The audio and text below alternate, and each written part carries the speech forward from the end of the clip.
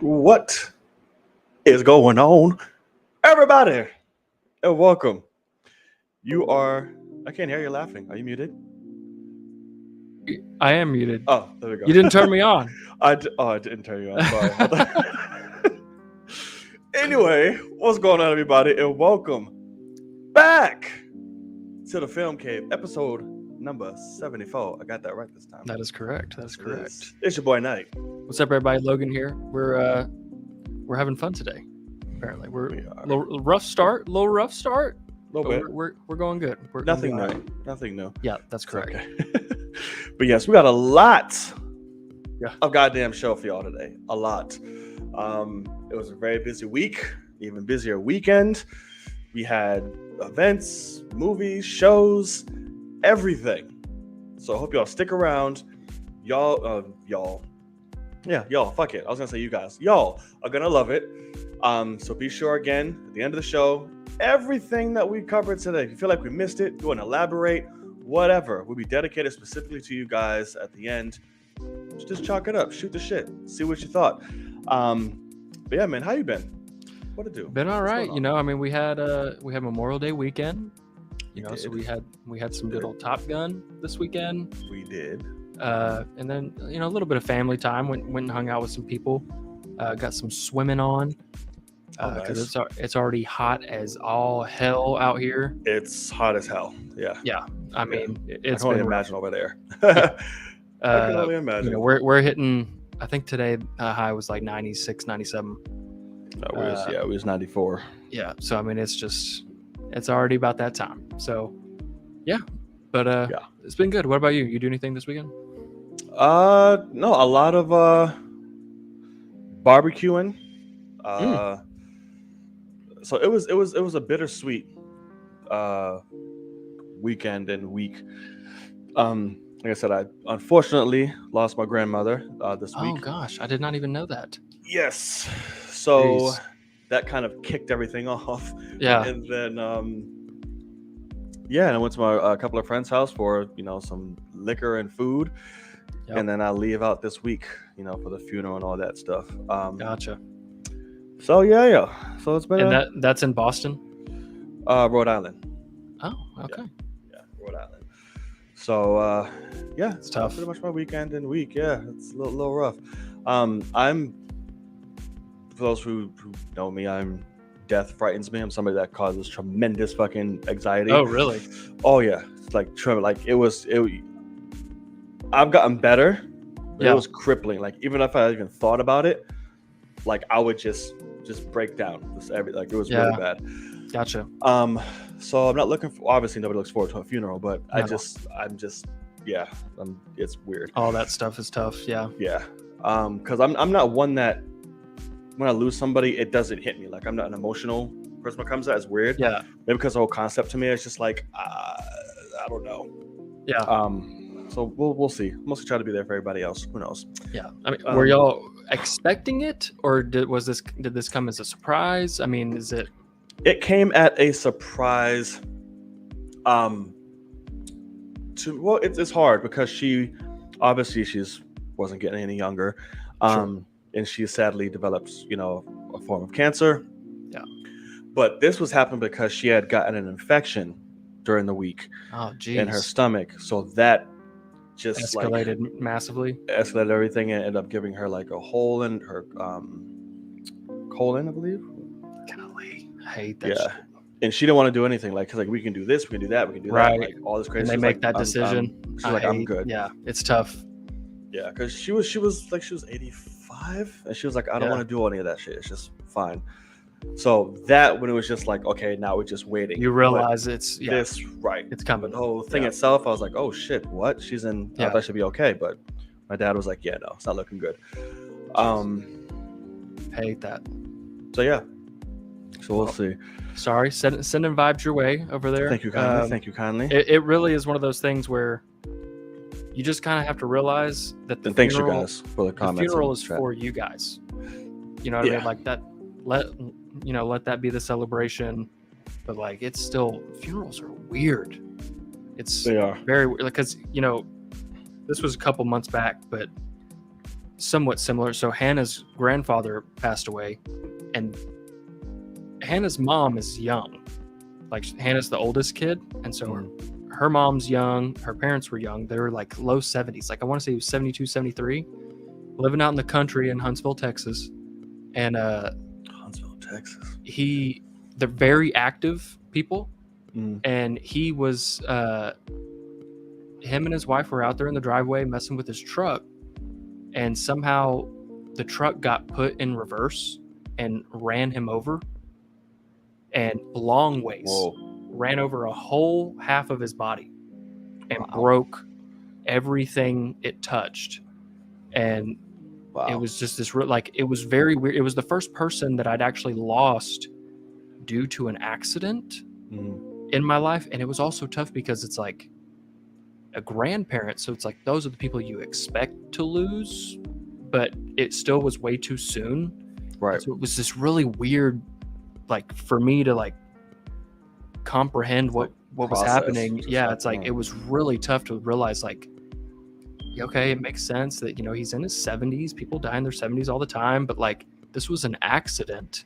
Yeah. Like he actually like it was like a natural cause or like old age or something. Yeah, exactly. So it was super weird. One of those like gone too soon kind of things that I hadn't really experienced. And so it was a lot of weird vibes, but it's really one of those things where all of a sudden it's like, yeah, we just kind of have to celebrate them because you don't really have an option. So it was tough, but. And it's weird. I just saw her not too long ago. Like when I was over there, and it's just like, obviously, when I go there, I don't know if I'll go up to her house because her and my dad live in like the same building. So it's just like two little separate houses, just one house, another house. That's nice that he was close. Right. So I don't know if I'll go up there, but I'm sure everyone will. So I don't know how I feel about that. Once being in her home, just kind of like, she's not here. Yeah. So yeah, like until this, because I don't know, it's weird because till this day, like my grandfather, when he passed, and me and him were like this, and this doesn't even like equate how close. Yeah. Until this day, I've yet to cry. I mean, it's like I'm just doesn't hit you like that. Yeah, it just doesn't. So we'll when it's somebody personal, like celebrity next to me, I'm like, cool, but when it hits home, it's like it's a different type of feel, Right. So that's tough. It is. But anyway, we'll be thinking about you. Everybody over here will be thinking about you. Yes, and I see the the comments and everything. Thank you so much. I really do appreciate it. Okay, so enough of all that fun stuff. Let's get on with the show. What do you say? Yes, sir. Let's do it. All right.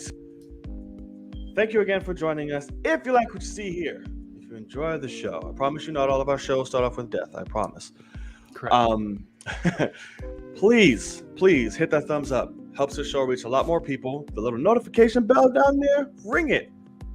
Boom, boom, boom. Ring a ding ding. That was my ringing sound. Boom, boom, boom. I think your bell's broken. It might be broken. I don't know. I heard some chick shot it with an arrow or some shit. I don't know.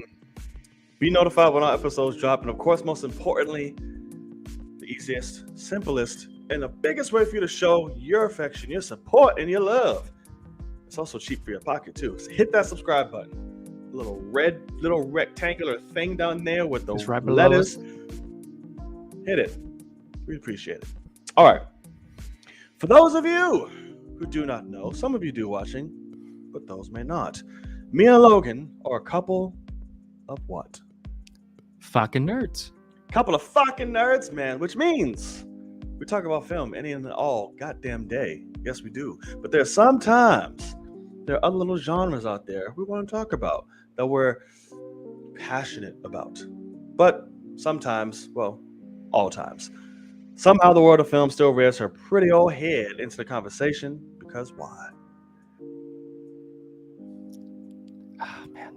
Because she's really pretty. It's a tough one. Yeah, I was like, she's doing good. On it this week. She's doing good this week. You can't get on it this week. Yeah, I don't know.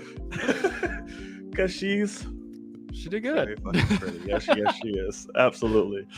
We call this here segment, She's So Pretty. Yes, she is. 'cause she's out there in the world. Yes, she is. Sing with me. I know you're Oh, watching, wow. girl. Hey. Out there in the world, y'all. So, there's a particular fashion, I would say. You know, we go about out there in the world. Most of you know. Saying with me. Exactly, Alex. Nerdwads. Goddamn right. Sir, do you want to tell the people what particular fashion that would be? That'd be traditionary fashion, my friend, over here. You're goddamn right it is. In a said fashion. What do you got for us, sir? Lead the way. Yeah, you know, this is where, you know, film somehow rears its head in. Right. Today I was getting my hair cut, and where my barber shop that I go to is like always popping, like always packed up. And today, for some reason, they were like slow as shit. So I was walking in and a guy was walking out, and he was the only guy getting his hair cut, and I'm the only guy now in there getting my hair cut. And it's funny because then somebody else came in and they were still, everybody's going to see my barber. Like, my barber's the shit, and then everybody else just has to kind of get the scraps because he's good. But he's also just he's like my age. We you know, connect on a lot of shit. He's a big gamer, all that. And it was funny today because they had Spotify playing, and like they know that I like cuss and don't care or whatever, so they were putting on music that they didn't give a fuck. And so like they were playing like Graduation album from Kanye, and like shit. I mean they were just like blaring it through the whole place. And but it was funny because the Kanye song came on. That's like I can't, the names escape me, but he's like, it's like nah, nah, nah, nah, wait till I get my money.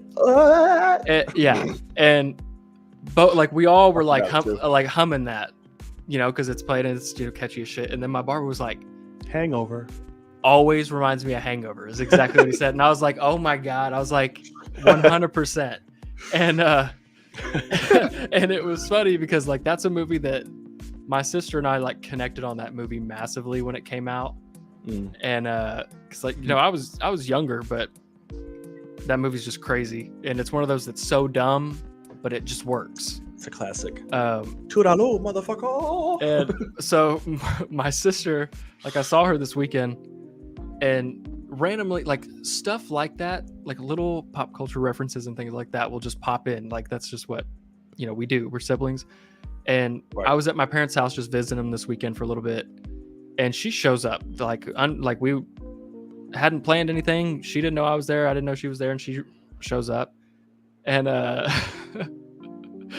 and she opens. We're all out in the back, and she opens the back door, and I was like, "Oh my god, what's up?" And she was like, "How about that right in?" And I was like, now we know why it's called Sin City, because that's the beginning thing. Yes. And he brought up Hangover, and I was like, that is so funny because that movie's just incredible. Like, you got Mike Tyson. Goddamn! I mean, it's just it's so good. And so I just wanted to kind of bring that back because it's my fucking Slayer. And because my barber was like talking about, he's like, okay, he's like, you know the shirt that Alan's wearing with the wolf, like when he get like. He's like, he's wearing a wolf shirt. And I was like, yeah, I'm pretty sure I remember that. He goes, I had that shirt before the movie came out. And he's like, and I wore it like often. Oh, shit. And he was like, and then I realized that, you know, obviously he was meant to be put in like the dumbest shit imaginable to wear. Like he's wearing fanny pack and like capris or something. It's like, what are you doing? And he's like, I realized right then that like, the fuck was my mom making me wear? And yeah, it was just funny. So it was a great time. Shirt the next day. Yeah, and he was like, no, then it was awesome to have. He's like, then I could wear it all the time. So yeah, it was funny. Wrote it. That was funny. I didn't know they gave out rings in the Holocaust. Yeah, it's so good, man. So I just wanted to kind of bring up The Hangover because that's just a damn good movie. It's so fucking funny. Called a satchel. Indiana Jones wears one. Fucking love Alan. That's amazing. And that was like Zach Galifianakis, like, oh yeah, arriving his prime, and then he started making every movie that character, I'm like, okay, Yeah, correct. too late. Sorry. Correct. And the second one's not as bad. The third one we just don't talk about. Correct. It's fine. That's right. Okay. Speaking of movies, she's still here. I have other things that aren't movies. I promise you. But I just want to talk about this because it's just a letdown. I saw a lot over like this weekend. Mm-hmm. One of them that I was greatly intrigued about and kind of excited for, just because, you know, the director and the company, was Men. I saw Men. Oh yeah, I've heard it's not great. So, thank God for everything, everywhere. Correct. Because 2 out of 3 royal shitfests is not good. I went to see this fucking movie. I couldn't even tell you what it was about after just how it ends. Yeah. Because usually even Alex Garland, like when he goes out there, even his ending, it all comes together as outlandish, whatever it may be. You know what the fuck is going on, what it means, what happens, all of that. Nope. I'm like, what am I watching? Like it. Oh. The main chick was amazing. Like she was really good actress, killed it. The dude that plays everybody else. Yeah, fucking great. Okay. But it all just comes together at the end of why, how, why, what does this mean? So essentially, in the premise, she's just it's a widow who lost her husband, who wanted to get a divorce from him, and he ends up killing himself right in front of her. Jumps off the building, falls right in front of her. She's creeped. So she goes away. We guess and assume just to get away and clear her head. It's never really explained why she's there, but we're just naturally like, okay, you want to get away, I guess. Sure. Yeah. Rents this cabin place out there in the countryside. She meets this landlord dude, goes about town. Literally everyone looks like this motherfucker. Literally, he's everyone. We're not explained why he's everyone. The ending, he's not him. He's completely somebody else. But why are you him? And it's this whole spiritual aspect of it's so fucking weird. Yeah. I'm like, this is stupid, and it's frustrating me. Of course you did, Ron, and I'm not surprised that you loved Men. Not the movie. That's not Men. That's also your business. But that's the first person I've heard that said they even slightly enjoyed it. Oh my God. And I'm one. Again, it's A24. Fucking love that studio. Give me your weirdest shit that there is. Exactly. As long as it fucking works. Yeah. And if Ronan, if you can tell me what the fucking end meant, please let me know, because it was so. You're not going to see the movie, right? I mean, no, but I mean, I know. Like my brother-in-law saw it. No, Kenya, not a Twilight. And, Twilight is better. Yeah, Twilight Zone is better. So my brother-in-law saw it, and which he also had like a different reason as well as to why he didn't like it, but he was just, you know, he was like, it was so bad that by, you know, halfway through the movie, I'm standing up, like he's like, I'm standing up laughing and clapping at like how funny it is, and he's like, people are leaving, you know, whatever, like it was this whole thing. But he also was like, it's like he didn't watch the trailer and actually watch it. But he was like, he's, you know, we got to remember where I live. And so he was like, I didn't know it was going to be a bunch of liberal bullshit about how men all suck. And I was like, did you not watch the trailer or see the title? Like, and it's not even really about that, bro. But that's the thing is like, of course he's like, oh, I was immediately done because every guy is an asshole or what. And I'm like, yeah, that's the whole point. Is that's just a dumbass way to look at it, because that's not even true. So I mean, it was funny, but yeah, he told me that he was like, worse, because I told him, I said, hey man, I said, I've only heard bad things about Men. Go see Everything Everywhere. And he was like, oh, you know, maybe I will, whatever. And I was with him for a day, and I told him that when he brought it up. And then at the very end, he was getting out of the car and we were dropping him off. And I said, hey, one more time. I said, you need to see Everything Everywhere. I was like, please go see it. The next time I see him, a week later, it's a weekend again. And he's like, man, I should have took your advice. He's like, me and my friend went to see Men, and it was awful. And I was like, yeah, there you go. Fucking horrible. Yes, Ronan Jeffrey was awesome. He was not an a-hole. So are you gonna watch it? No. Okay.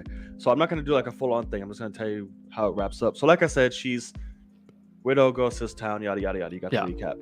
So she goes there, and Jeffrey is the landlord, and he's giving her the whole run-in. She goes into town, but as she's interacting with everybody and just literally sitting in a fucking house and just keep thinking about her husband all the time and the fights and arguing. That's literally the whole movie. Her in a house, them going back to them arguing. There's this booty butt naked ass man. Just, hey, Scotty too. Just following her. Booty butt ass naked. And of course, that's the guy who's everybody. Yeah. So he'll just sit there in the window watching her. He'll be on a distance watching her. And he's naked. But at booty butt, dick flanging everywhere. So I'm like, all right, sure. She keeps going. She goes to this church, and they keep going, showing you the symbol of like this little cement thing of some plant person's face. I have no idea what the fuck it is. I'm like, all right, cool. So just essentially, at the end of the movie, she's fighting off all these people trying to get her because Mr. Naked Man just decides, I'm about to fuck you up now. You're the only female here. Ooh, whatever. No reasoning. Don't know why. It's just happening. So she's fighting him. She like cuts like his hand in half, and every character you see starts having his hand all this way and shit.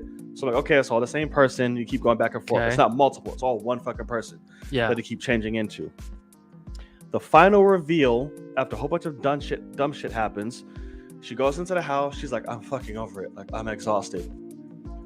The guy is chasing her in her car, crashes the car, and starts to like crawl after her. And it's the naked guy with like the fucking forest face.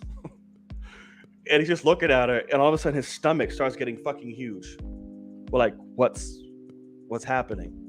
And all of a sudden his little man vagina slit, because it goes right in between his legs. We show it full frontal. Somebody starts coming out. I'm like, what the fuck is happening? He birthed someone? He birthed one of his other people.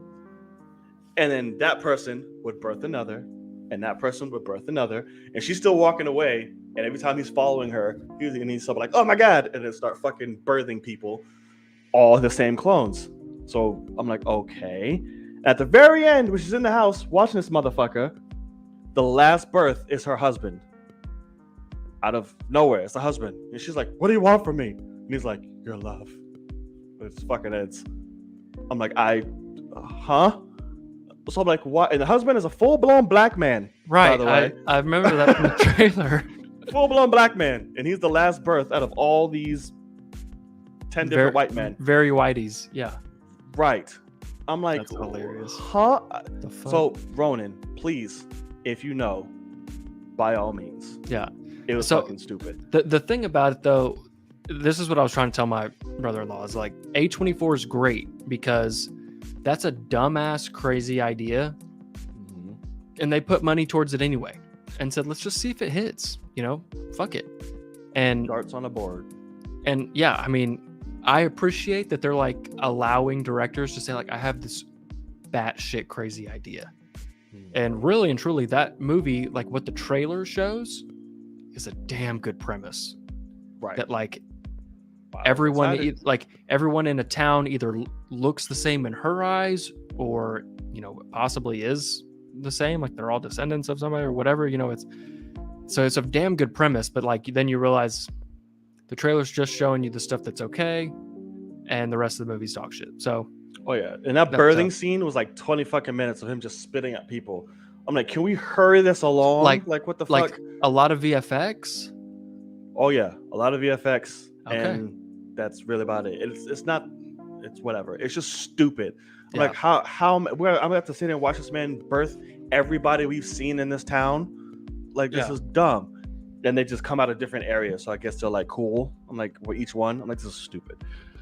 So yeah, go see Men, everybody. Great time at the movies. According to Ronan, he loves it. Yeah, that's hilarious.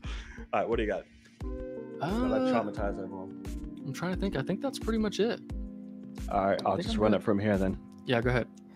So something that I kind of went along your route a little bit, what you were doing.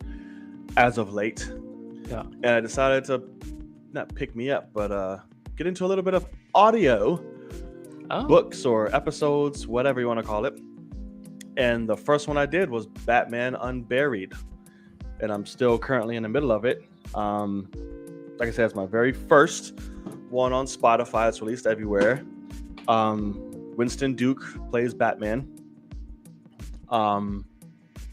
In it, the badass from John Wick with the smooth ass voice, who's the hotel greeter, the host, black guy, bald head. Yeah. He plays Thomas Wayne. And the cast is pretty great.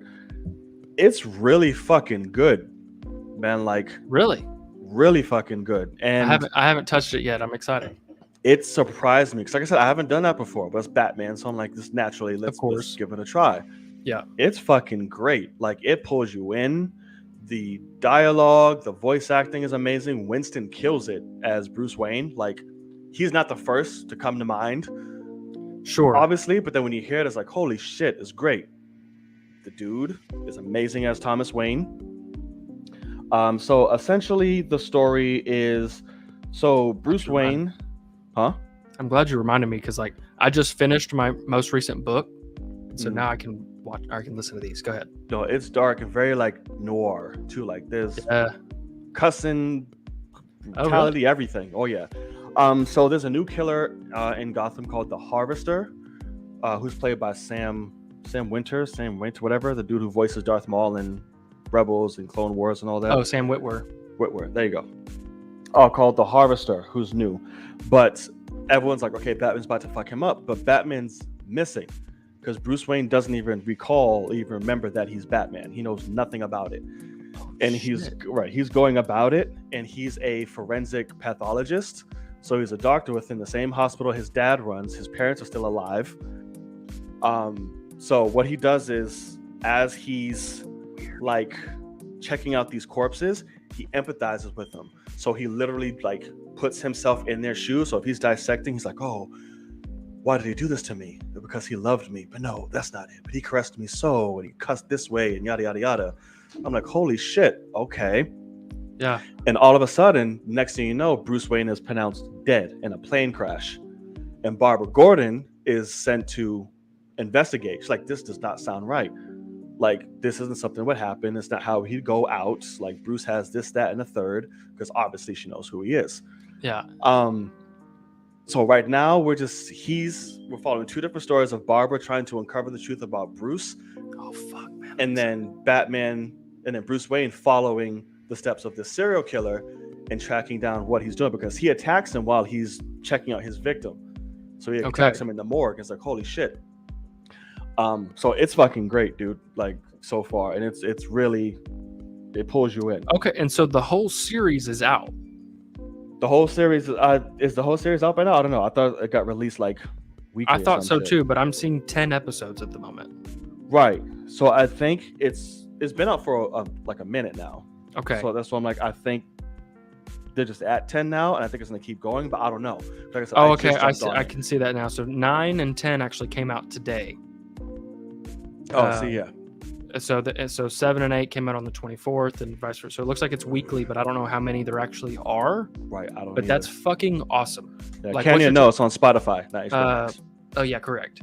But that's because so I mean, good. It obviously sounds very different. Like it sounds like they changed the character completely in so many ways.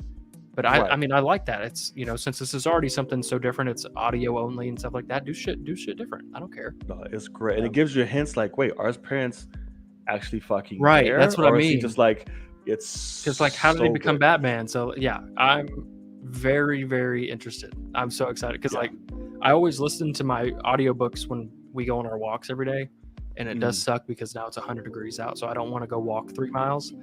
But I'm not going to read my book yet, and I'm going to listen to these because that sounds fucking awesome. Oh, it's great. Because like I said, Barbara's doing her own thing, and this is a synopsis. I'm not spoiling shit. But like, she enlists the help of the Riddler because he knows who Batman is. She's like, oh, you don't think he's dead, right? And and she's like, no, like, I need your fucking help. So it's so fucking good, dude. Yeah, it's so good. I'm about it. It's so good. Okay. I saw another movie, The Lost City. That was actually cute. That was a fun movie. Sandra Really? Bullock and Channing Tatum. Okay. Good movie. Not gonna go into all of it, but good movie. Check that out if you want something fun. Let's see. Was there anything else that I watched? Think.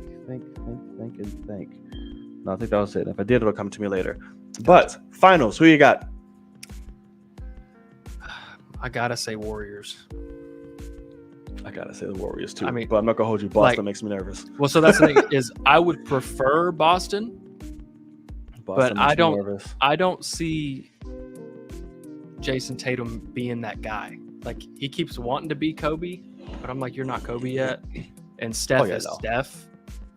And so, that's just the way I see it. And then you add on Draymond, you add on Clay, and it's like, I mean, Jordan fucking Poole. That bastard. So, I mean, that's the thing is, like, if this is a great series, that's going to be fucking awesome. Well, I think it's going 7.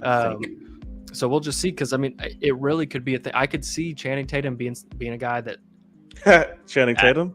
Oh, sorry. We're talking about lawsuit. But Jason Tatum, I could see him being a guy that's like, he kind of chokes. Yeah, because he's never been on the stage yet. Right. So I could see that, first time jitters kind of thing. But we'll see. I would love to see that young core has been trying to be built in Boston for a long time. Just none of them are like A+, meaning Jason Tatum. But like Marcus Smart and all those guys, like they work their fucking asses off. Yeah. So I mean, it's gonna be Marcus Smart better not fuck up with no dirty ass plays and injure somebody. I'll be pissed. I don't think he'll injure people, but that would. He injured Steph. We'll see. But yeah, we'll see, man. I'm going Warriors because I'm going experience. Like they always say, experience is key. You have multiple 3-time champions over there, and then you've got these guys. So and Looney has been balling his fucking ass off. I'm just like Kevon Looney, the center. Like the last 10 years, he's been fucking great. Like amazing young kid. Gotcha. Oh, and there was one last thing. I saw Ambulance as well. Yeah, I saw you tweet the whole fucking movie. Yeah, I had to. It was one of those movies. Like, what's those dumb movies like that? I'm like, I have to tweet what the fuck is going on along the way. Was it dumb? So, no, it was not dumb. Okay. Which I was pleasantly surprised. Barely explosions. Like, I was like, wait, we're 10 fucking minutes in this, and there's not an explosion yet. It's definitely Michael Bay, and he's sucking his own dick in this movie for sure. Because like I tweeted. I was like, bro, did you just reference your own movie in your own fucking movie? I saw those tweets. You did. He did it again, right? And then immediately after, he did it again. I'm like, dude, are you fucking kidding me? But it was good. Gyllenhaal is Gyllenhaal. Yaya was cool. The main chick, I forget her name, was in it. She was great. But it was cool, man. It's not about, if you just want a fun, I don't give a shit, I just want to see some action, go do it. But it's not Transformers level phoning in bad. So which surprised me. That actually reminds me. So my coworker actually showed me this clip of we were talking about, because we had a hilarious experience getting pizza this weekend, where basically there was this girl that was working that had the most severe social anxiety. Yes, thank you, Ronan. I've ever seen in my life, and it was unbelievable. Like I'll be able to talk about that experience for years because it was so insane. Because I felt so bad for her. But I was talking that to my coworkers, and my coworker was like, "You know what that reminds me of?" He's like, "Who's the guy that directed Transformers?" And I was like, "Michael Bay." And he's like, "Yeah." He goes, "Have you ever seen the video of him on stage, like freaking out?" And I was like, "What was that? Sony or Samsung? Samsung thing." And I was like, I had no idea what he's talking about. And so he pulls it up, and like the fucking cringe of a lifetime, man. I was like, oh my, I was like jumping up and down. It's really bad. Yeah, it was wild. So yeah, he like absolutely just freaked out, walked off the stage, man. So yeah, that was funny. So because that's what I said too. I was like, it's funny because that director sucks his own dick a lot. Like he thinks he's the shit. And so it's funny to see him, absolutely fall on his face at some points in time. So yeah.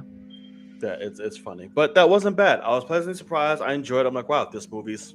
It just abruptly fucking ends, like no Really? explanation at all. I'm like, oh, what happens now? But I'm like, whatever. Okay, okay.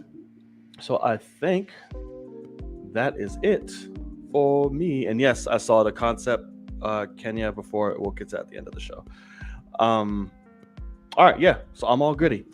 So if there's anything you felt like we missed, you wanted to cover, like Sir Kenya here, please feel free to drop it in the live chat now or playback, as we are, peeking at the comment section every once in a while as well. So be sure to do that, and we will dedicate that, last 20 minutes or so to the show specifically for you. Make it feel special because we love you. So, all right, we got some shit to talk. Got some shit about, and that's a lot of good shit. So, do we want to have the two similar stories go back to back, or we want to kind of separate one in the middle and then end with the other? I think back to back's fine because they'll kind of bleed into each other, I think. Okay, true. Yeah. All right, so a little movie dropped this weekend, y'all. Yes, it did, and it was starring some independent actor. He's not very big. I think he's just now starting out in the game. He's older, so he's starting out late. It happens, it's fine. And that's Top Gunner Maverick. That dropped over the Memorial Day weekend, starring Tom Cruise, Jennifer Connelly, Miles Teller, and the whole gang. So it picks up, 30-something 36 years later? 36 years. Something like that. Ooh, 36 years. After the first, and we're catching up with Maverick, who's literally still the captain in the game, doing his thing, flying, testing planes out, trying to hit different Machs and shit. Mach 10. Mach 10, not 10.5, not 10.2, just everything. Until, he does some defiant shit again. It says, you know what, dude? We're about sick and tired of you, but thank your britches. We need you. Top Gun. Go fucking train these dudes because we got a badass mission that nobody can do, and we need the top. We need you. I'm like, oh, cool and gang. That's literally the whole entire fucking story. But it deals with a lot of shit in between. Miles Teller's character is the son of Goose, and that haunts him. Given if you've seen the first Top Gun, Goose doesn't necessarily make it out alive. And that haunts him. And he sees him in Miles Teller every time he looks at him. But that's essentially the core synopsis of the film. Train these students to do the fucking impossible. No pun intended. This movie is fucking amazing. Like, I can't put it into words how much I love this movie. Tom Cruise just keeps hitting the fucking mark. Like, it's like, what? I got this. One, he's amazing in it. The new team, the new kids, fucking great. Everyone works on their own. All of them. Yeah. Miles Teller, was never a fan of him like that at all. Yeah. Fucking great in this. The supporting cast, John Hamm, Jennifer Connelly. After I saw that movie, I was like, man, #fuck John Hamm. Because he's so good at being an asshole in this movie. Oh my God. Like, just holding that power like a fucking clutch. Yeah. The story, fucking, when it hits you and decides it wants to hit you, goddamn, does it hit you? I'm like, I feel this and it works. Right. You feel this character burdened with such guilt and, the struggle of letting go and like trying to find and define who you are. And just, it's so many themes in this film that work. But what steals the show, we already know, bars, the practical flying and scenes, all of that shit. Bro, when I tell you, it's hard to be so enthralled by something in a movie that shit, I feel like I'm in it with them. Yeah. Like the whole entire fucking Correct. time. That last third act when they actually do the mission, like Unbelievable. out tense. I'm like, Yeah. holy fuck. You were on like, the edge of your fucking seat the whole time. The whole like I'm getting goosebumps like Yeah. saying it now. Like it's thank you, Tom Cruise. Thank you, fucking Tom Cruise. Like nobody else could make this shit. No, we're actually going in the planes. We're going to do these things, and it's going to work. You guys are going to be ready, bruh. If you go, I could talk about. We'll just go. We'll just pick on. No, yeah, I can't. I mean, so good. Top Gun Maverick, it's fantastic. It really is. Like, so Kenya saw it with me on Thursday, and it was, you know, my second time seeing it because I'm a very lucky guy. But he came out and he was like 10 out of 10. He's like, that's a 10 out of 10 movie. And I was like, I'm not calling it a 10 out of 10 necessarily, but it is a fucking fantastic movie. Like, it's so good. Tom Cruise is solid as it can be. Miles Teller is actually not as big of a part as I thought he would be. Like, he doesn't get a ton of time to shine, but like you said, everybody, the entire cast, does their job so incredibly well. Glenn Powell, as Hangman, is a fucking asshole. So good. I mean, he does that so well. But yeah, the whole cast. There's so many moments that what I said in my initial review that I like had to write, and maybe in my video, I can't remember. But after seeing it the first time, and this is definitely true, where we don't get a ton of time with all of the cast, you know, all those other pilots. No. But the thing about it is like this movie does everything where it's like, it's very simple and it's easy in terms of how to sell your audience and get them engaged. And that is, everybody's here to see Tom Cruise as Maverick. That's right. Basically the only person we're bringing back. So let's just make his number one priority the kids and their lives. Yeah. And that immediately gets everybody in the audience. They also care about each kid. They don't even know him that well, but they care about him. Yeah. And it's so smart about, you know, why'd you fail? Oh, well, he slowed down. Yeah, no, turn to the guy behind you and tell him. Why are you dead? Yeah. What? Tell his family. And it's like, yeah, there's no excuse.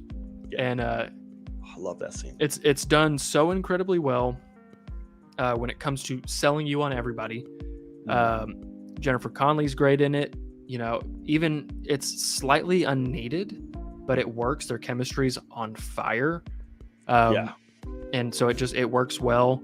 And then that third act is just spectacular. So this is the only thing is, like, I said this after the first time I saw it, and I'm not going to say everything that they did anyway does not work, because it works and it's great.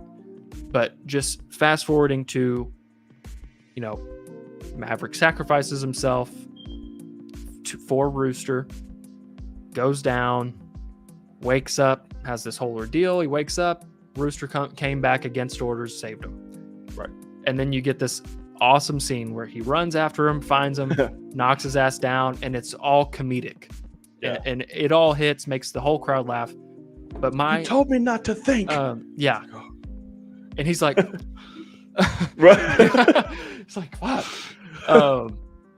But my only thing was, I really feel like that was the moment that if they wanted to, they went comedic way. It's great, it works. But I really feel like that was our moment for Miles Teller to get to shine, but like also Tom Cruise to where he gets to reveal, like, that should have been like tears.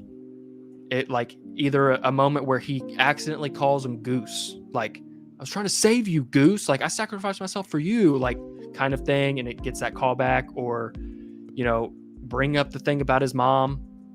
Like, I'm glad they didn't. Right, it all works, but I just feel like we were missing, because once they get together after all that, even the filming of the movie, like, it becomes a completely different movie.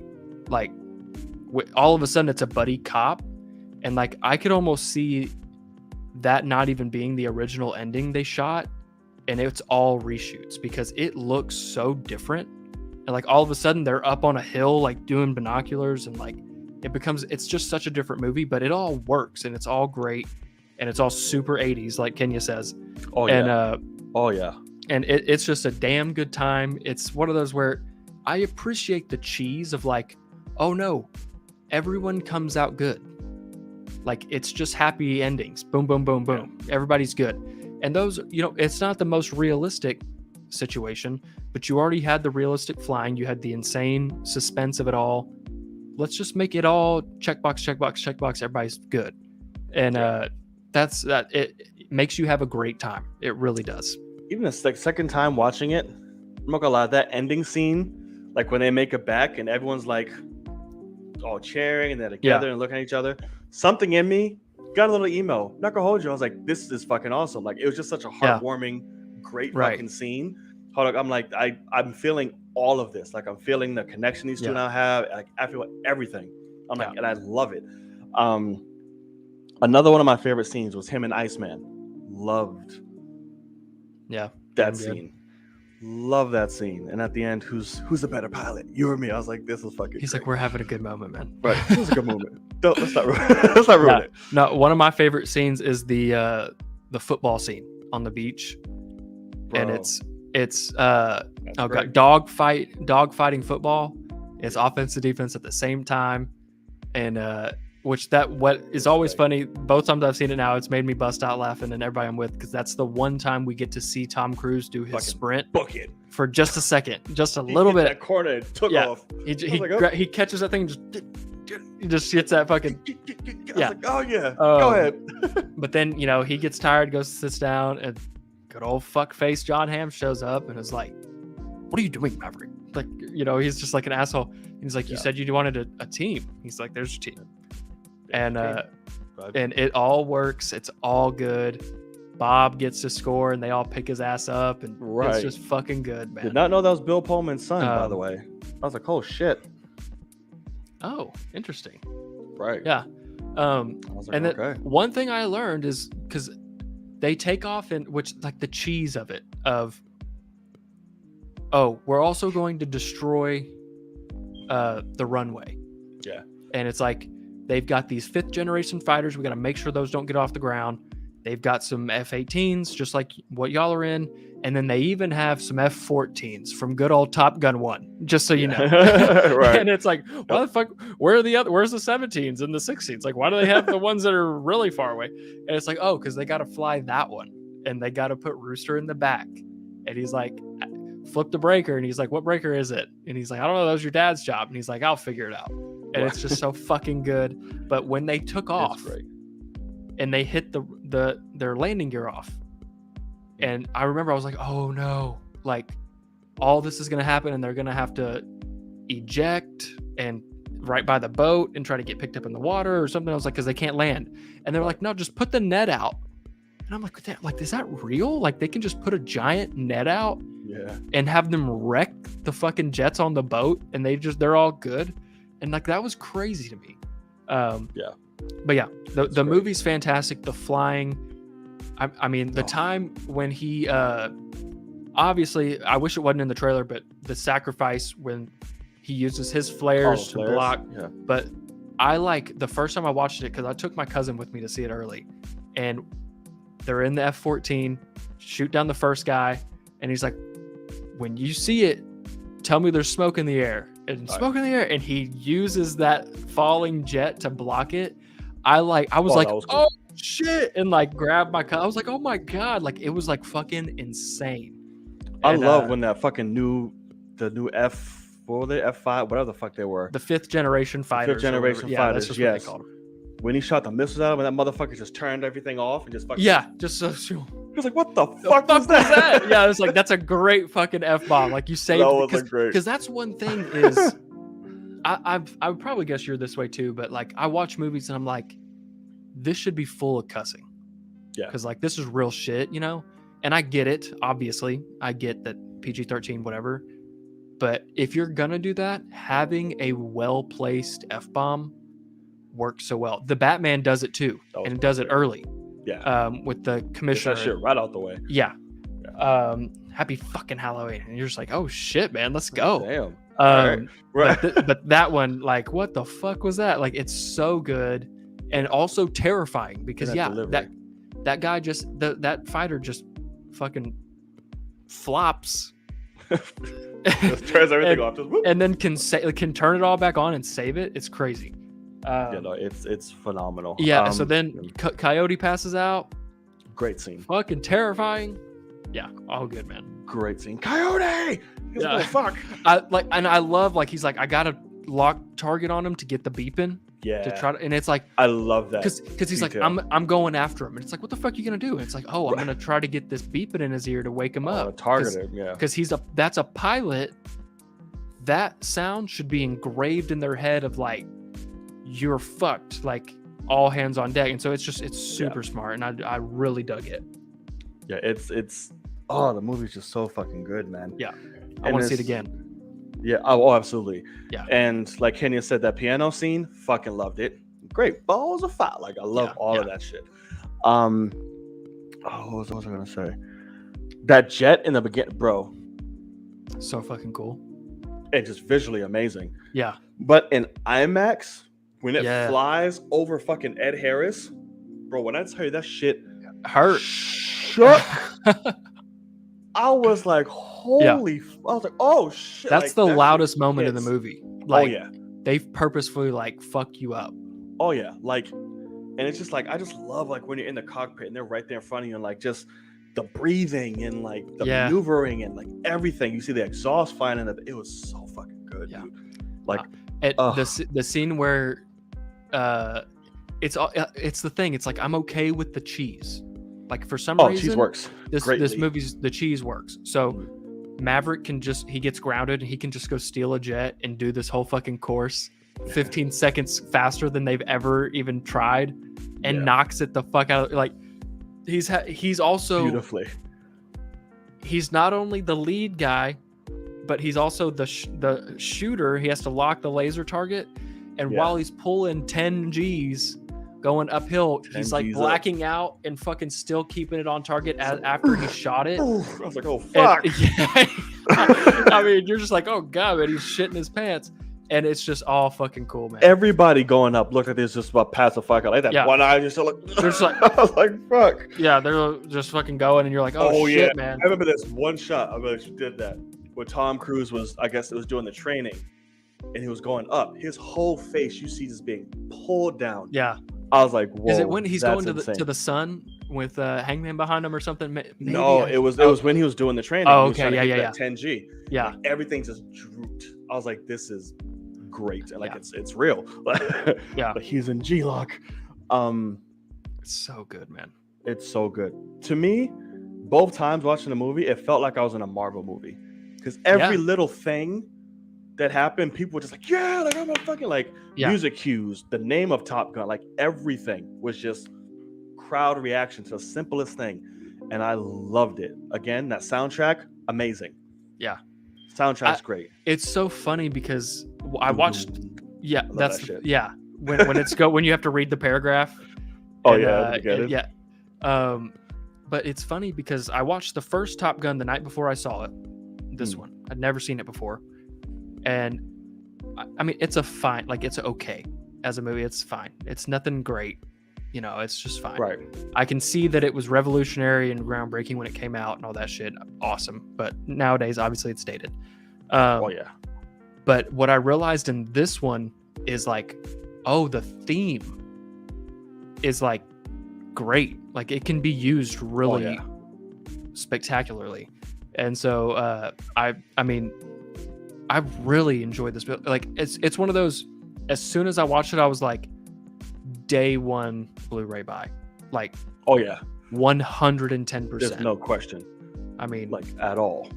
And it's like I love those cues. Like anytime Top Gun was said or Maverick's name, you just hear the dong. Yeah. Like this was awesome.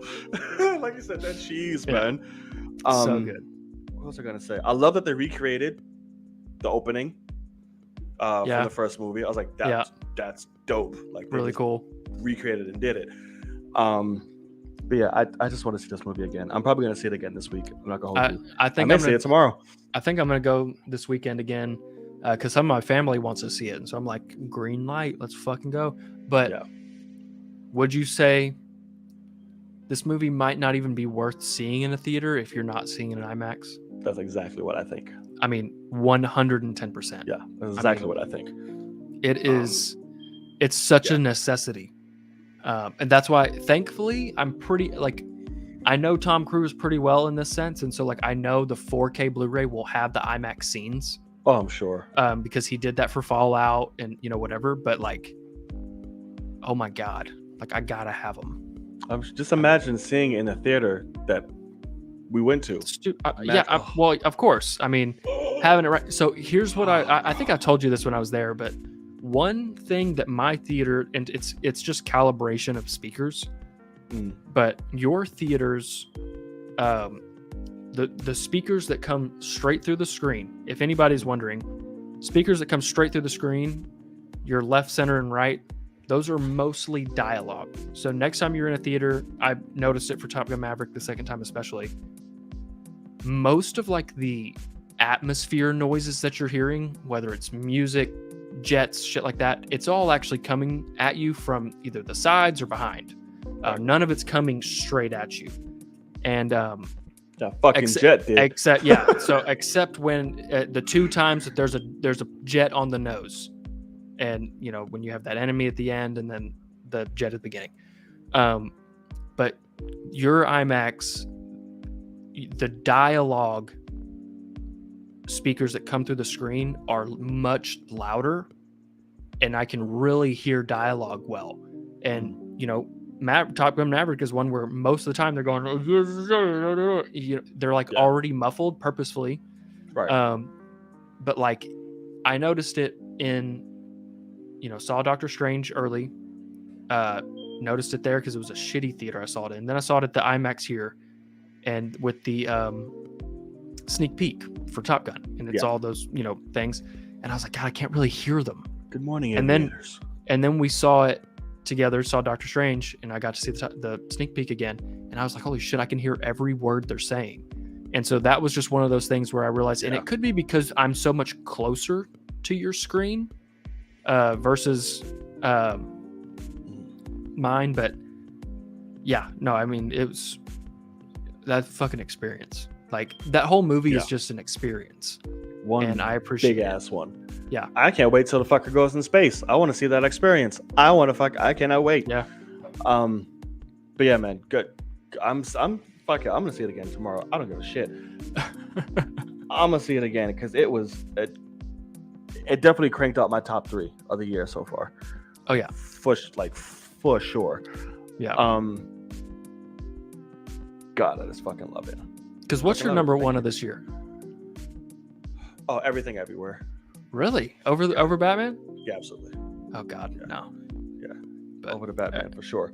Everything Everywhere is great, but I don't love it that much. And Batman is 2 with Top Gun, like looking back at it, like, oh, you nice. Like I don't. Yeah.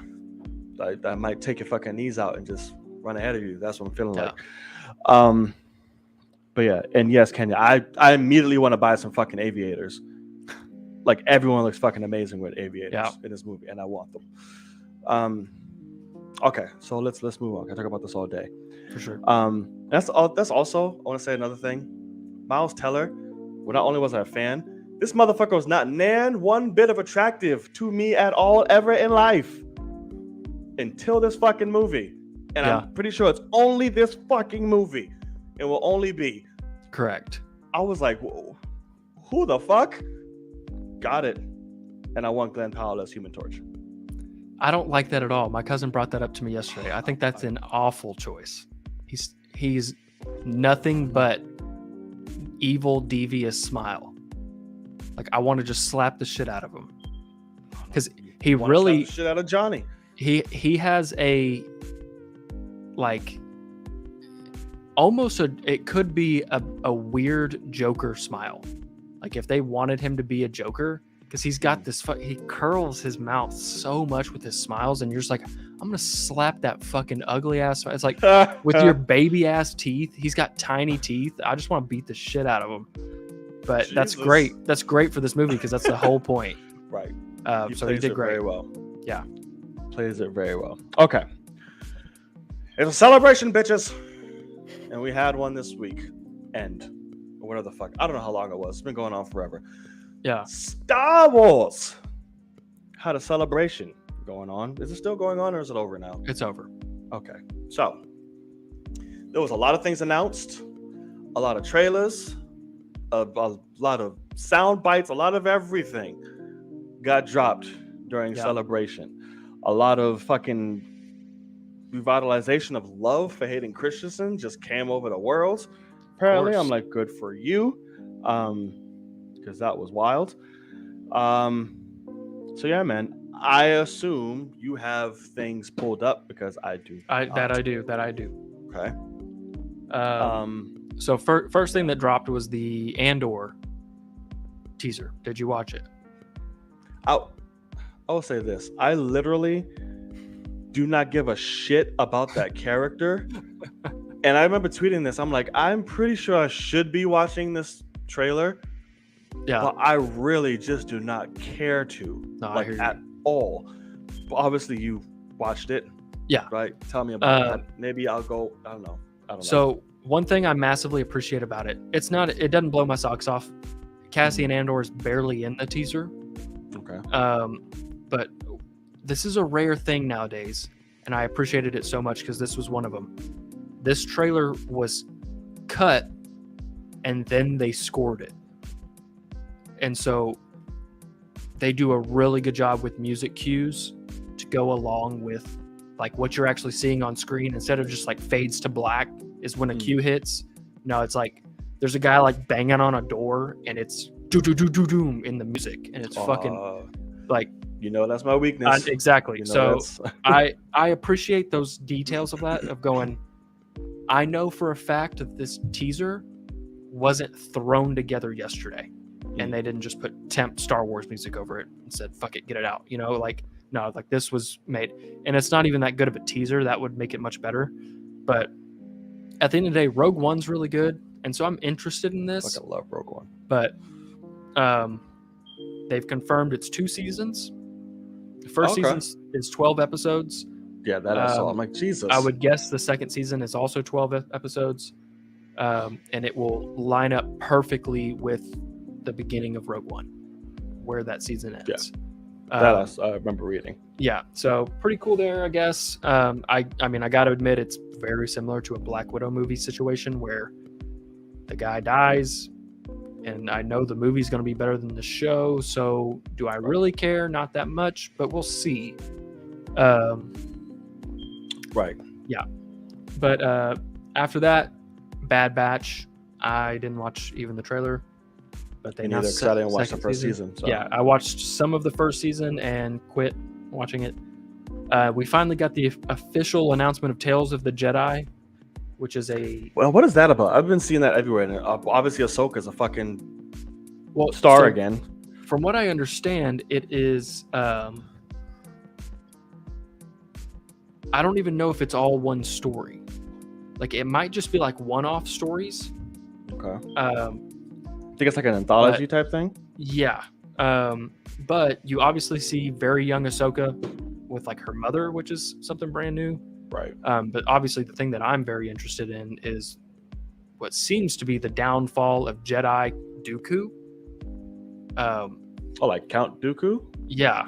Because Count Dooku was a Jedi. Right. And he turned to the dark side. And Yoda. Yeah. And in that trailer, which I don't know if you've seen the leaked trailer for it. No.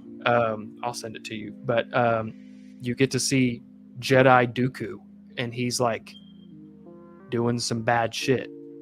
And they're like, Dooku, like, stop, man. Chill the F out.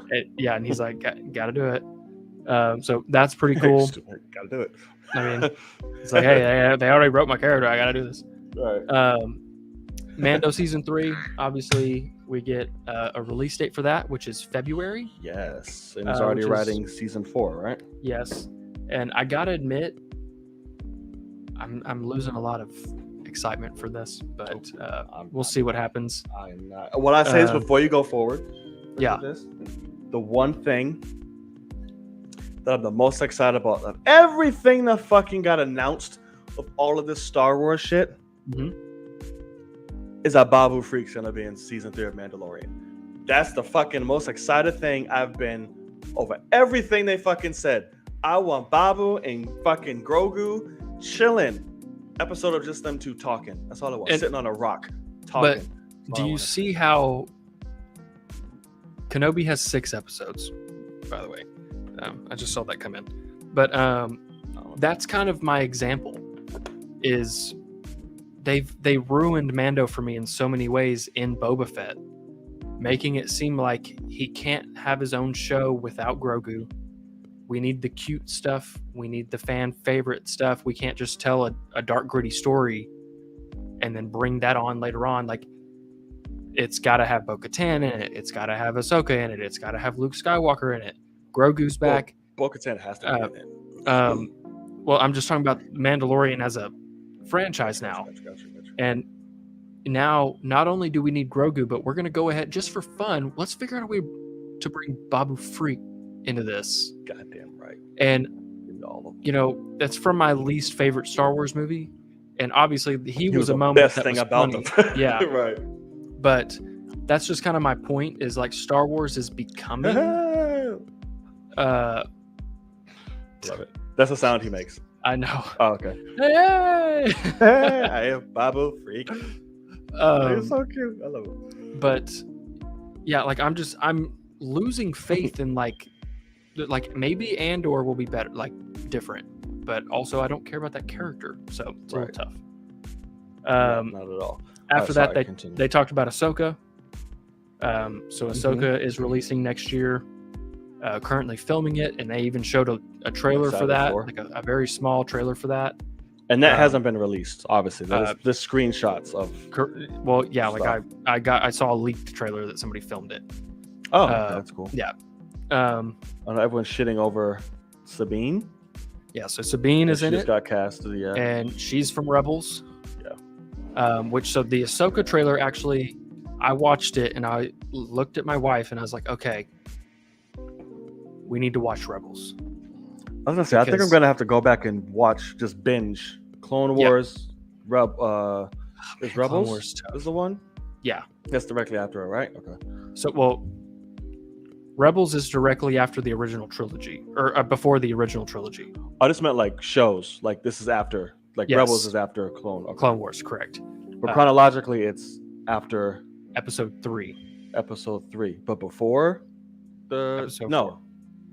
God damn it! Sorry, I just fucked myself up. I was gonna say, but before Clone Wars, no, it's not because it's after. Yeah. Okay, yeah. It's called Rebels because like it's the beginning of the rebellion, Gotcha. And so then you get the rebellion in Rogue One, and continue into the original trilogy. I gotta look up this because someone sent me the correct way to watch the Clone Wars. Sure. I'm for me, now I'm just gonna watch. I'm going to make her watch the last 4 episodes of Clone Wars because that's the best Star Wars movie ever made, is the last 4 episodes of Clone Wars. And then Rebels, we're just kind of, we're binging it where it's just on. She always is like, we have Saturday morning cartoons. And I'm like, yes, we fucking can. And it's going to be Star Wars Rebels. So is it true? Cause I heard the first season of Clone Wars, you just have to get through. I didn't watch it. Oh, yeah, no, I never. I mean, I jumped into Clone Wars and just kind of did. Yeah, you don't have to know everything because there's so much Clone Wars. My God, there is so much. That's also true. That's why I was dreading it because it's so much. But that's the thing is like I looked up movie. I looked up a ton of videos explaining the special stuff about Clone Wars, and then I watched the second to last season before the last season came out, because that was like its own thing. They brought it back years later. And so I watched, I guess it's season 6, and then season 7 was the final season or something like that. So I haven't seen the whole show, but I've watched videos about everything. Cause I mean, you have fucking Spider Legs Maul, like when he first comes back, and like all this shit from way back then, and he has a brother, and like all this shit, and it's like, I remember that one in that storyline. I remember that. Okay. So yeah, but anyway, I have a year, so whatever. Yeah, but highly recommend. You know, especially the last fucking 4 episodes of Clone Wars. Dear God, unbelievable. Yeah, I just remember the whole cry fest everyone was doing with the last episode. It's so good. But with this Ahsoka trailer, it ends with literally one of the last shots of Rebels, but in live action. And so it's like, oh shit, this is a legitimate sequel to Rebels. And so I kind of realized, I was like, okay, I need her to know the story, and I need her to care about these characters a little bit. And so we're going to get into it. So yeah, that's the show I'm most excited for, is Ahsoka. Strictly because it's a sequel to Rebels for me, honestly. And I just loved her in Mando, and I want to know more. So well, sure. Yeah. But yeah, so definitely excited for that. Then we got the brand new announcement of what we heard about our boy John Watts when it comes to saying, hey, I don't want to do Spider-Man. It's because he is doing a series on Disney Plus called Star Wars Skeleton Crew. That's the one he's doing. Skeleton Crew? Yes. I know he was, before Celebration, was like, hey, he's doing Star Wars shit. All right, cool. And I saw everyone talking about Skeleton Crew with fucking Jude Law, right? So that's what I don't understand, is they're like, okay, Skeleton Crew, it's E.T. meets this, and it's all kids. They're the Skeleton Crew going on a crazy journey. And then it stars Jude Law, and it's like, that's a fucking grown man. What character is he? Like, the concept art they showed is just a bunch of kids in front of a ship, and so it's like, it's about kids. Yes, it's a coming of age group of kids story. So I don't know where Jude Law comes into this. But yeah, some gruffy teacher or some sort, I'm sure. So it will follow a group of kids who get lost in the galaxy and are working to find their way home. And it stars Jude Law. I'm like, that doesn't make sense. But the casting of that will obviously be very integral. If they're going young kids, we probably haven't seen them before. But yeah, I'm definitely interested. John Watts, obviously, we all like him. So the only other thing, let's see here. Basically, the only other thing is a season 2 of Star Wars Visions, which I didn't even watch all of season 1. I didn't even start season 1. So but the first episode's fucking dope. Okay. It's like the samurai one that's all made out of like pencil, it looks like. It's fucking cool. You still haven't fucking watched Gotham Knights yet, bastard. Jesus. Anywho. But yeah, besides that, there's an animated show called Young Jedi Adventures, and it takes place during the High Republic era. So, wasn't it announced also that Taika's would be the next Star Wars film being focused out? It wasn't necessarily announced, but they asked Kathleen Kennedy, and that's what she said. But they didn't make a big. Taika wasn't there. They didn't make a big deal out of it. But yes, I do believe that's the case. Okay, and he's not a trilogy? It's just his film, right? Mm-hmm. Yeah, Ryan is a trilogy that's gonna come out in like 50 years. Which that's apparently on the back burner, and we're all sad about it. Right. Yeah, it's on the back burner because he's such a busy man, which he is, and rightfully so. Yeah. Okay. Those sound cool. It's just weird because they didn't even talk about like Acolyte, which was announced a while back. That we're all pretty. Gotcha. It's a Disney Plus show or movie or something, and I'm surprised we didn't talk about that because that's apparently going to be in a different time period and all that. And that's kind of I'm just upset that like we're getting all this shit that like it's all in time periods that we've already concluded this story, and now you're just filling in gaps, and it's like it's somewhere probably else. Gonna go for. Because they just announced Disney Day again, or whatever it's called. Sure, D23. For September 8th. So it's probably going to be there that they could drop a lot that and a lot more like Marvel shit. They probably don't have anything now. I don't know. Sure. But yeah. All right, those sound cool. Like I said, Mando and Ahsoka are the ones I'm like. Skeleton Crew sounds cool to me. And then the Tales of the Jedi thing, I just think those are going to probably be pretty cool stories, I hope. But it's just going to be like the what if type, just a little short animated, Sure. but not what if. Not what ifs, but yeah.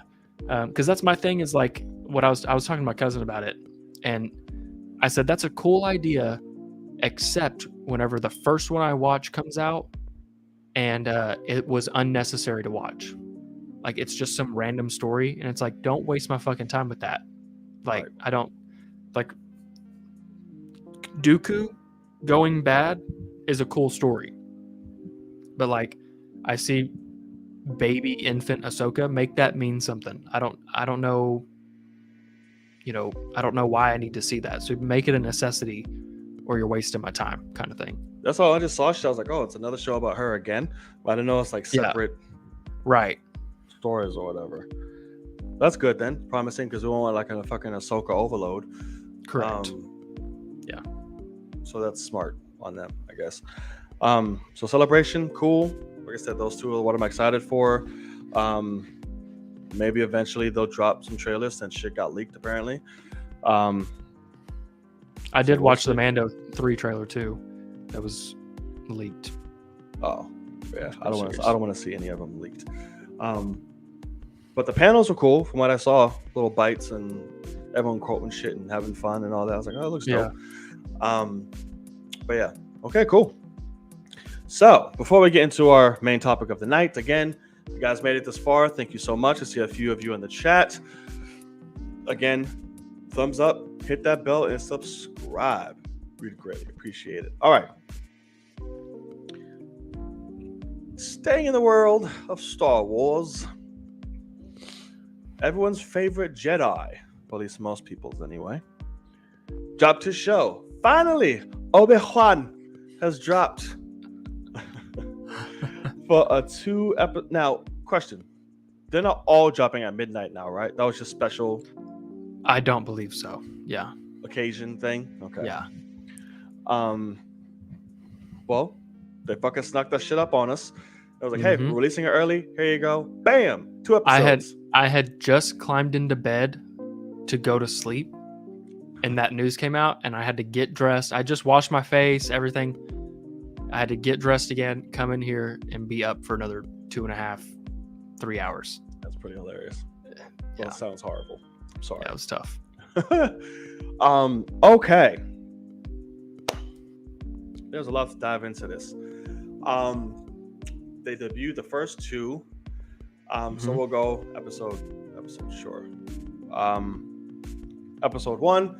We finally caught up with the motherfucker. Boom! There he is. Obi-Wan, fucking Filet-O-Fish, everything. Just living a life of just like exclusion and watching over Luke while Leia's out there just living the high life and basically following him around because he's the Jedi are gone. He has a duty to do. Meanwhile, these Inquisitors are out here hunting whatever remaining Jedi are left. We get introduced to Grand Inquisitors, Third Sister and Han. Everybody is fucking here.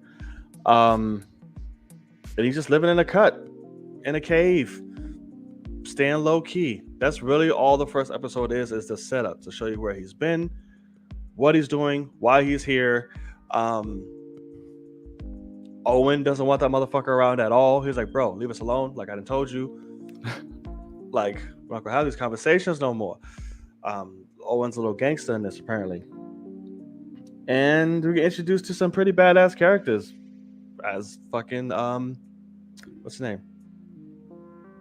Third Sister. There you go. Sorry. Yes. Who's just fucking vengeful and just Reva, who just sees blood. She's straight Kill Bill the whole fucking episode. Like the alarm's going off. I see red.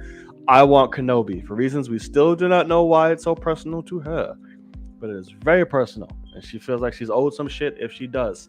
Yeah. Bring him in. So, this episode was great. I fucking love the episode. Ewan McGregor, dear God, that man can just do nothing. So lovable.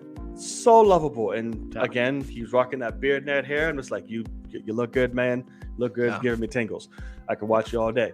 But he just carries the role of Obi-Wan so elegantly and just great. You see every bit of pain. You see every bit of grief, depression, regret, everything. you see it in his face, and I love that. Yeah. What did you think of it before? Yeah, no, I mean, it's a really good episode.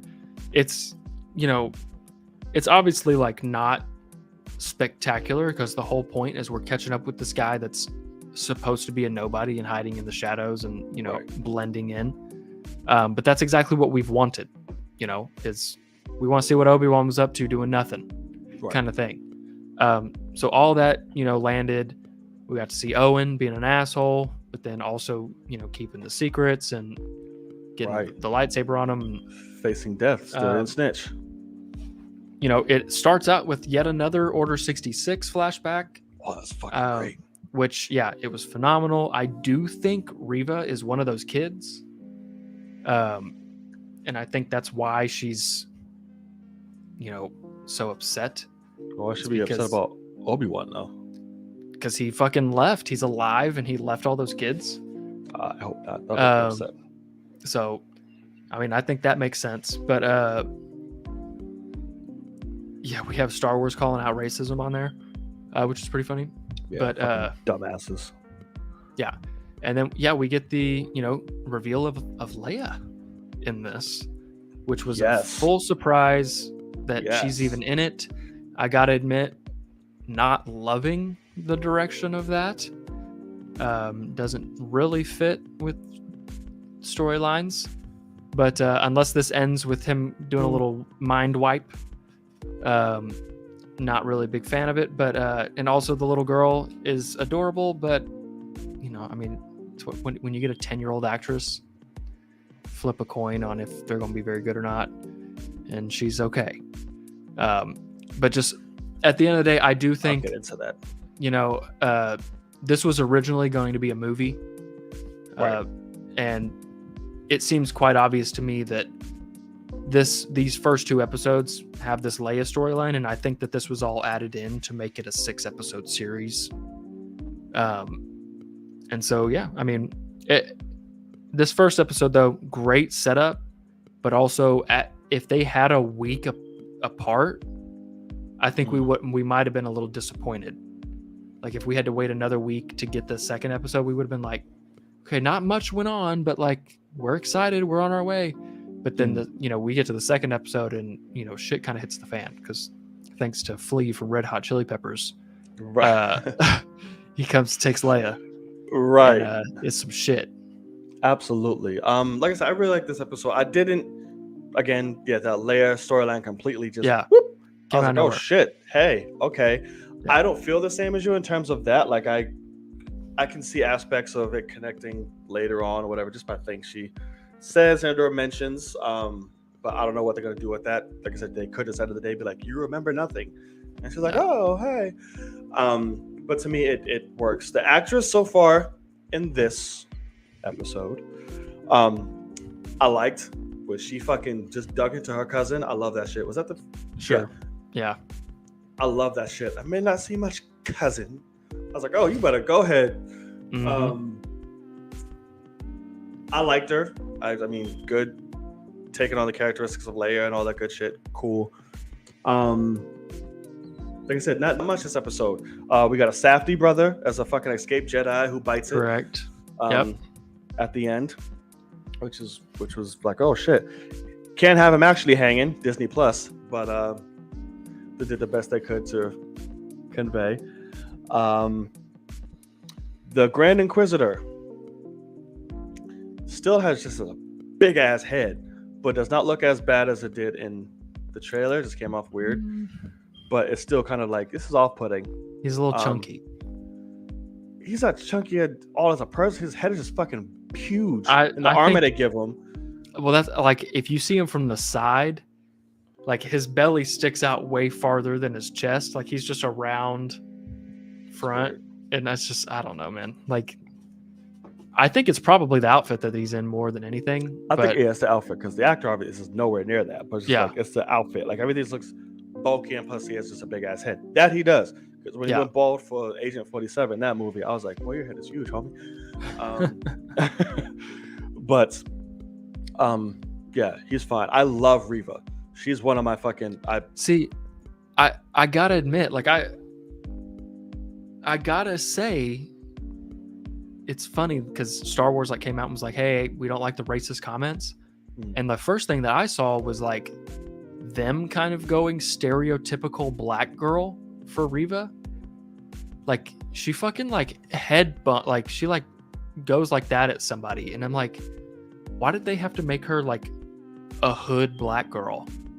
Is the vibes that I like. She's a girl that never got the shit slapped out of her, and it would have taken one time and she would have stopped being this annoying shitty girl. Like it tries to tread the line of like determination and like anger, and I just feel like it missed it for me a little bit to where she's just like hood for no reason. And I didn't get that at all.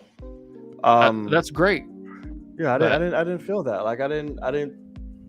Maybe I missed the buck moment, but I didn't. Yeah, she like bucks at like a random citizen.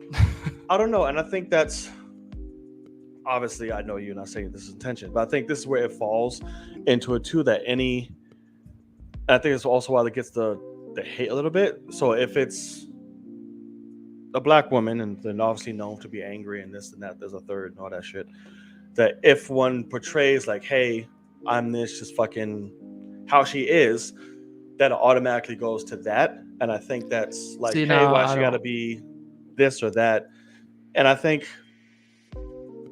that's that thin line that can be very easily blurred. That's why, like, I didn't get that at all. Like, I knew exactly. Yeah, I mean, I've seen people, like, obviously, like, there's people online that are thinking these two episodes are like the greatest pieces of Star Wars ever. Right. But like Kenny said, the angry black woman stereotype. I didn't. Yeah, exactly. I see it all day long because she literally, like, if this was really, like, if Star Wars was real, the Grand Inquisitor would have killed her immediately. But instead, he's letting her continue to go around him, continue to fuck up and do this, that, and the other. And just shows her she's just angry and she's just running around just like fucking off and like trying to be scary.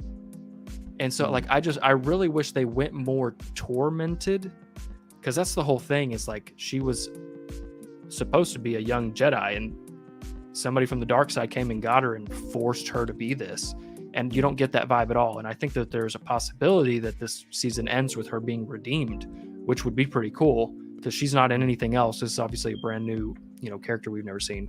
Right. But as of right now, which obviously this is bleeding into the second episode too, but like, I do get that vibe a little bit, and I just think it could have been done better because, I can see what you're saying where it's like, oh, as soon as you see a black lady and she's upset, it gets that. But like, no, I think that execution could have been so, like, literally the headbutt thing that I was like, what the fuck are they thinking? I'll have to look at that again. I must have completely missed that shit. I mean, she bucking at somebody. Yeah, it was so weird. So yeah, I mean, I don't know, but I think that there's a possibility that she could get better, because that's kind of what I mean is like, even with her in this episode, I think a lot of this is recently written, because they were talking about how like we had 4 scripts, we needed to make it 6. And so like, I think that there's some things that aren't going, I think the latter part of this season will be incredible. And I'm expecting some awesome things from that. So I think we're just kind of getting into it. We're going to finish up this Leia storyline, hopefully in this upcoming episode, and then really be on our way. Right. And when I mean midnight, Ron, I saw this earlier, I mean midnight our time, not California time. Yeah, correct. Yeah, so that was that episode, but I see it. I just didn't get that, but I can understand seeing that stereotype on the other side too. But I don't know. We'll see. I have to look at them again, because like I said, I missed that buck thing. If I see it, I might be like, oh shit. Okay. Second episode. So Leia gets kidnapped by the Red Hot Chili Peppers. In a very dumbass fashion. That scene was kind of right. I was like, that chase scene was awful. Yeah, I was like, okay. So I was gonna save this for the second episode. We're just gonna talk about it now, because it bleeds into it. Fucking Leia every time she runs away from somebody, it takes her like 50 fucking hours to run 10 feet. Yeah, correct. How is nobody Catching her? She's literally just like, huh? Yeah. And fucking, Yeah. how can y'all not catch her, man? Like, this is literally y'all's job. Like, y'all catch grown people, and you now have a Yes. child, and you can't catch her. And they're trying to play it off to the fact that she's small, so she can like finagle in little areas. But That it one takes her, lady like, an runs hour to get straight in into there. a tree. Straight into a tree she saw an hour ago running Yeah. towards. I'm like, ma'am, Crazy. really? But like, even So when she tries to like fucking do a maneuver, she's like, huh, slide, flecking out. I'm like, Right. you would have got just yanked It up. really was at one of this those point. things where they were like, it seemed like to me, because there's a shot in Doctor Strange that reminds me of this at the beginning when America's running down the street with the big octopus thing, and she's just running, and it's like she She's should be running running nowhere. twice as hard, but they just needed her to run. Making that and- stupid face while she was running. Yeah, correct. And with Like, this one, girl. it really seems like they were like, we have a child on set. We just need her to get to her spots. So let's let her go Right. at her pace, and we will direct around that. And I'm like, she's 10. She's not a fucking baby. And, like, yeah, book you got it. me fucked up, man. Like, I Run. the pacer test is blah blah blah. It's like I was fucking going, man. When I was that age, I I'm was taking fucking off. Gone. Yeah, Not this So- fucking shit. I'm like, what? It was ridiculous. And like, even fucking when Obi was chasing her, I'm like, bro. oh my god, he says Leia like 30 times. Yeah, he does. Leia. Leia, stop! Leia, stop! Leia!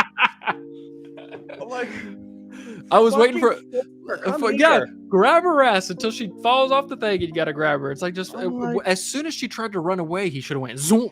'Cause Right. that's the whole thing. She's like, "You're not a real Jedi." Blah blah. You're I don't lying. believe you, bitch. Come here. Get Like, the what fuck. do you- stop. Get over here and just Right. fucking like. I was like, oh my god. Yeah. And then correct. she didn't. It's not like she did a fucking Usain Bolt to take away from, like, Oh, no, to then get she away just- from. She just turned. I was like, I don't believe you. Ah. And he's like, "I can't find her. I can't get her." I'm like, she Uh. hasn't gone anywhere, dude. Just fucking run and grab her. Yeah. Anywhw, Oh, okay. man, that's Episode. This is the episode where she annoyed the living fuck out of me. Correct. I'm like, because you set me up in the first episode for her to not be the dumb kid syndrome, and then you immediately Oh, gave sure. it to her Yeah. in this episode. I'm like, no, why did you do that? So, episode 2, she's kidnapped. Fucking Jimmy Smits. And then in the first episode, like, listen, go find her. That's my daughter. I trust you. She's just as important as Luke. Like, you need to do this. Yeah. One last ride, one last fight. Let's do it. Digs up his lightsaber. Is like, all right, let's go. He arrives at the planet. I forget what's called. Duru, Baru, Boo, some shit, some new shit. Yeah. Can't remember. And he's asking around, hey, have you seen my daughter? Have you this, that, and that? She was taken. He finds this fucking spice chick and everything. The dude's like, hey, looking for a Jedi? I mean, there's a Jedi here. We can help you out. All right, cool. Take me to him. We get introduced to Kamal, which we were right and then not right on who he was. Yeah. Kind of, sort of. And he's like, hey, I'm a Jedi. I make shit float and close. What's up? I got you. Turns out he's a big ass fraud. He's not a Jedi at all. He's using magnets and tricks and people on the other side. Like, hey, he's basically hustling people. Yeah. Obi-Wan finds him, says, hey, give me your help. Yada, yada, yada. You're a bastard. I got you. Tells him where he is. Goes in the fucking Breaking Bad warehouse in the spice trade and just looks for her. It's like, hey, where's she at? Undercover. We see him beat some ass. He's a little Yeah. rusty. It's been 10 years. So I'm But like, he's like a brute.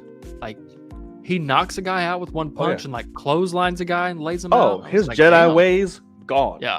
We're Yeah. on the offense always. Like, Yeah. fuck defense here. Offense always. Which this will spark a whole other conversation we're going to talking about this episode. Yeah. That I want to get into and I want your perspective. Okay. So yeah, so he's beating wholesale ass with his Liam Neeson, like, where's the girl? Like, all that shit. Falls for an obvious trap, because again, it's been 10 Mhm. years since he's sensed or felt any damn thing. And gets captured, fucking gets him high as shit, runs off, finds Leia. It's like, hey, who are you? Your dad sent me. Let's go. So they're running through the fucking city. Reva's like, hey, where the fuck is he? Y'all supposed to capture him? Cool. Put a bounty on him. John Wick. So he went from Breaking Bad to John Wick, just like that. Every bounty hunter there is looking for Obi-Wan. Leia's like, why is your picture there? And fucking runs off and fucking trying to chase her all through the city where all these fucking hunters are looking for you. Yeah. Finally does. Which I didn't like how she's like, why is your picture there? And he's like, they're looking for you and they know I just took you. It's like all he has to say. And she immediately is like, they stole me to get to you. And it's like, motherfucker, like, I was like, huh? You're not supposed to know that already. Did my dad even send you? Yeah. Where's the art? I'm like, oh, girl. It's like, you think your dad didn't send me to come get, like, if they were here for me, then yeah, I mean, obviously your dad sent me to come get you. That was the whole point. Right. So like, okay. She just took off running slowly anyway. She's like, right. Dips off and runs. I don't believe you. Oh, and fucking runs off and shit. I'm okay. A bounty hunter's everywhere. He's in a gunfight on the roof. She's about to jump off. She does. Almost falls to her death. And everyone's like, no. And fucking slows her down. Yeah, he's like, oh, Daddy, use this shit. It's like, it's like, been a minute. God damn it. 10 years for shit. And he catches up the last damn second. And it's like, whoa, you're a Jedi.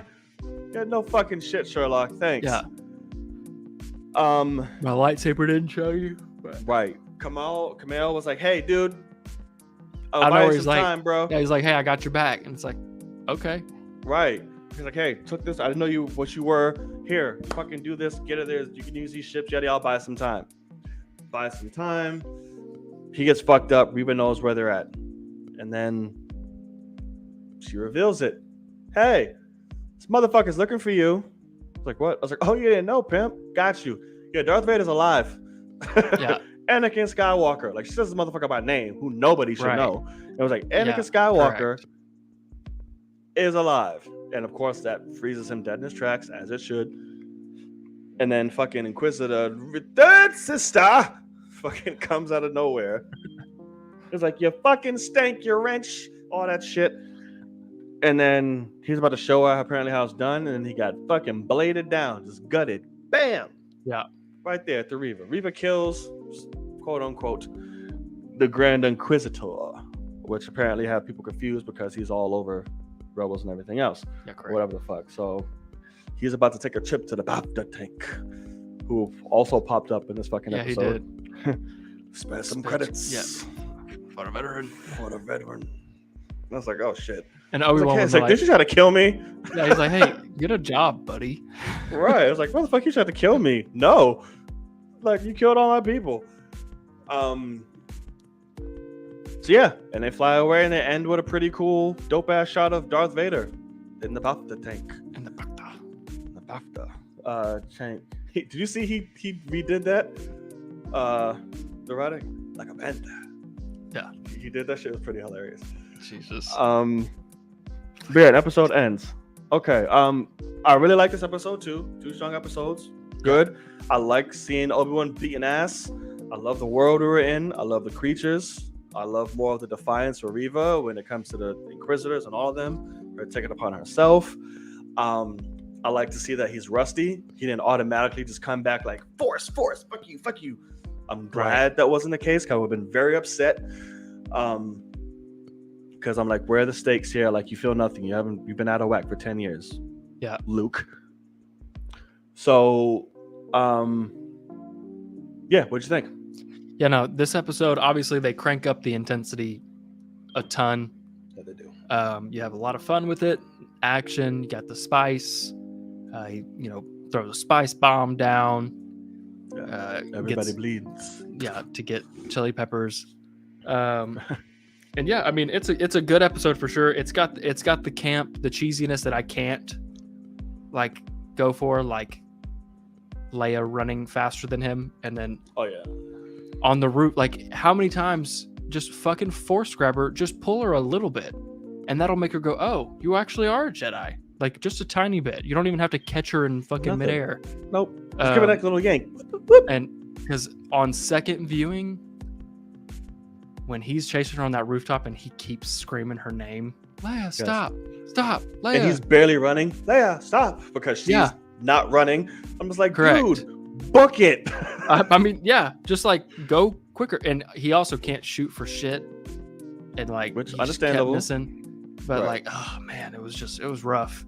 That I get. I wasn't mad at because he's not supposed to be using these shits. But the only so problem is uncivilized. he shoots one person. He's got two shooting at him. Yeah. So he finally gets one. Force catches her, and then he just slowly, all of a sudden, just makes his way down, and they're good. It's like, what happened to the other guy? I'm like, that was very fucking fast. I'm like, how'd you get down here, bro? And like the other guy was shooting at you, like he should have shot you in the ass while you were laid down. He should have. I'm like, where's the droid? Yeah, exactly. He's a professional bounty hunter, and he, found you and has wide open shot to your asshole. Like, oh, I got him. Maybe he's down. Yeah. Like no. True. He's saving. But yeah, when it comes to the reveal of Vader, the first time I watched it, I really liked it. Second time, it's like, it is weird that she says Anakin. Like, that makes you wonder how she's connected even more because she knows who he is. Yeah. So very weird there. Intrigued. But yeah, it's one of those things where I wouldn't prefer this, but I guess it makes sense that Star Wars especially is. I don't like where it's like, hey, I feel like this is kind of got some plot holes here, and it's like, oh, but they'll fix it later, and it's like, just tell me straight up good storytelling off the bat. Like, you don't have to make everything cryptic and whatever, but at the end of the day, I really like the ending where he's obviously petrified. You could, yeah. He's obviously petrified. Yeah. And fucking shot. Just Anakin, and it just bong, and you're just like, oh fuck.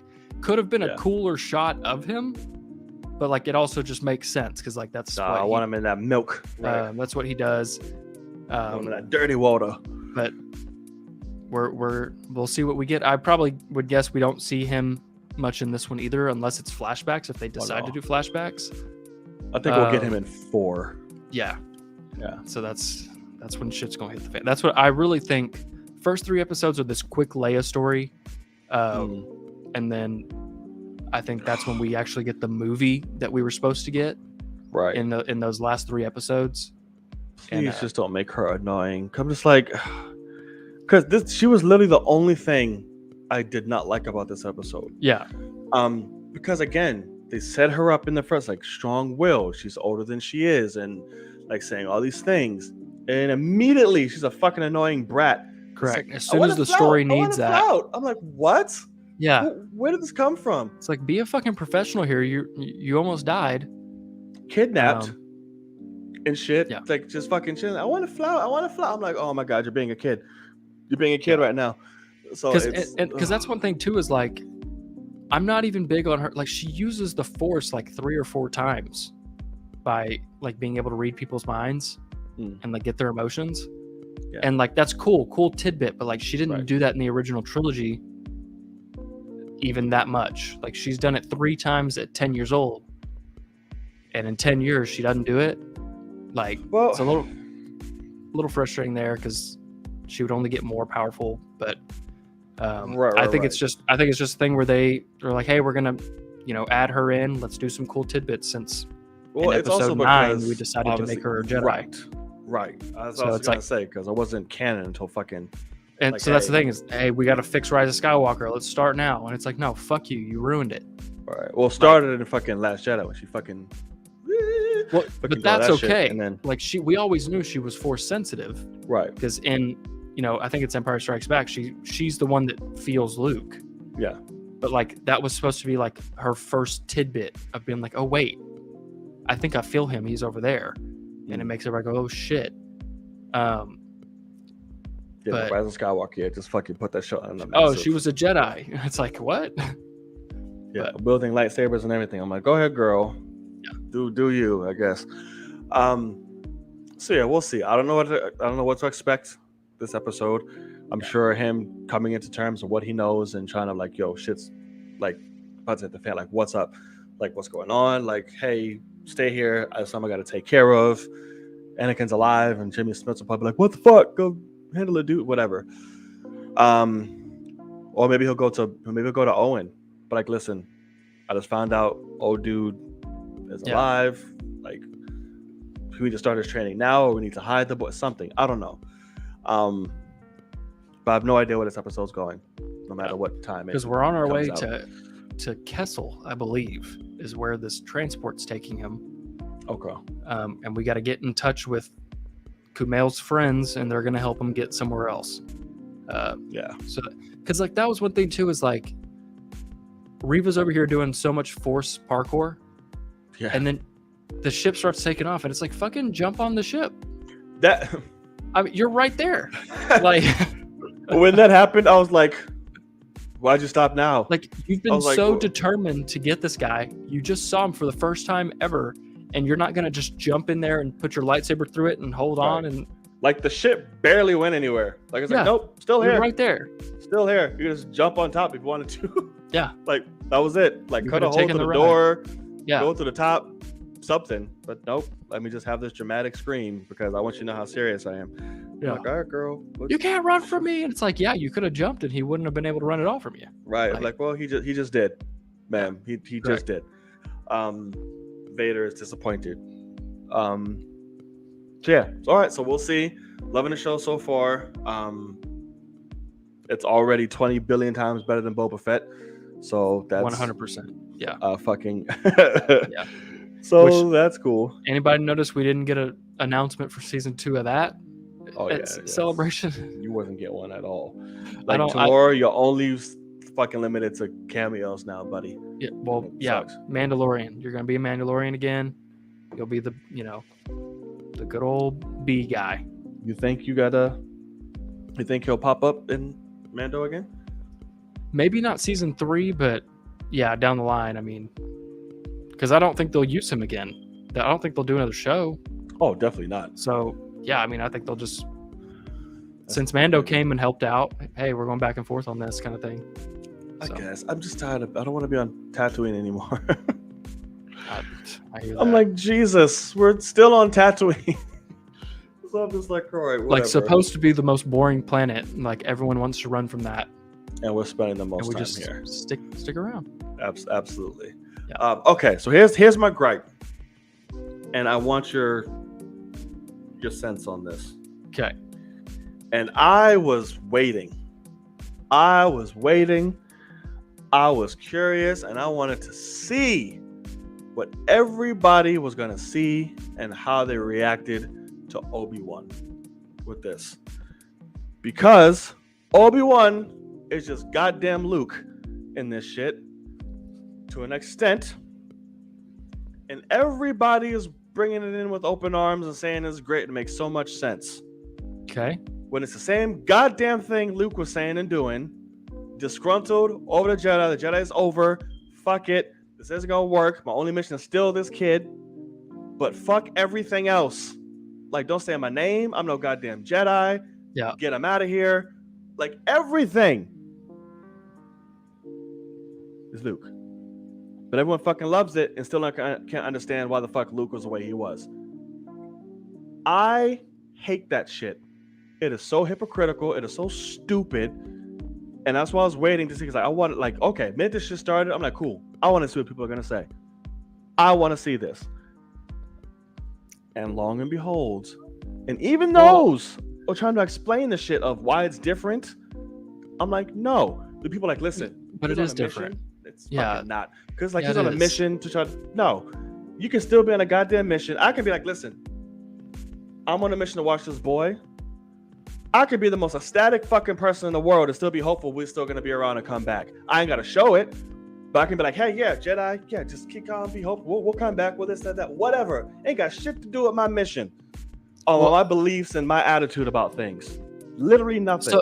So I mean, I think that's true. I mean, I think that's okay. But the thing with Luke that's so funny and what people don't get with The Last Jedi is time has passed and he's had tragic events take place and he lost himself. And that's what happens to people. Mm-hmm. When it comes to Obi-Wan, like the whole point is he has to stay alive long enough to train Luke because he thinks Luke is the chosen one. And so he's like, whatever that like, I can't let anyone know. I cannot talk to them. I can't, this Jedi is running to him saying they're after me. And he's like, then bye, bitch. like you're going to take him to me? Which the way that scene was directed, I thought that they had caught him.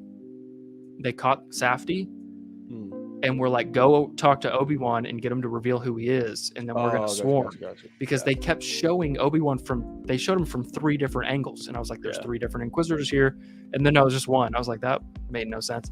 But I do see it differently, even though obviously I love both. But because you're not wrong in the sense of he could be like, go off and stay safe until we might need you again. Right. But I really think he's just like, the more Jedi that are here on this planet, the bigger chance I have of getting caught.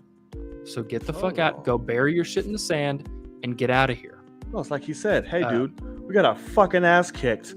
Well, like, sure, that's what I mean. He needs to tell this guy whatever it takes to get him to stop asking me to be his new master. Because that's what that guy wanted. No, I'm saying that in the correlation to Luke, because like same thing. Luke saw some shit. Hey, I saw some shit. Went through some shit too. All my people got fucking slaughtered. We lost. Yeah. And like instead of saying, hey, we can rise again, do whatever the fuck, he's like, bro, it's done. Like it's sorry. Like and that's the thing. It's like he's turned his back because of everything he's seen. Like my main priority is just this fucking kid. Like that's all. Like he's the future, the prophecy, whatever. But all this Jedi shit, homie, it's done. It's not for me. I don't give a shit. Right. We lost. Move on. And it's like, it's the same shit with Luke. Hey, Jedi gotta go. It's time for this to end. It's all a lie, bullshit.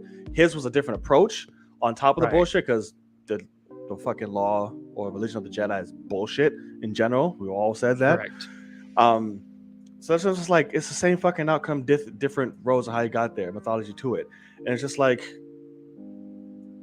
I get what some of you are saying, and some of it's actually smart, but it's like, no, it still doesn't make the fucking sense. It's still the same goddamn thing, and you're sitting here running like it's not.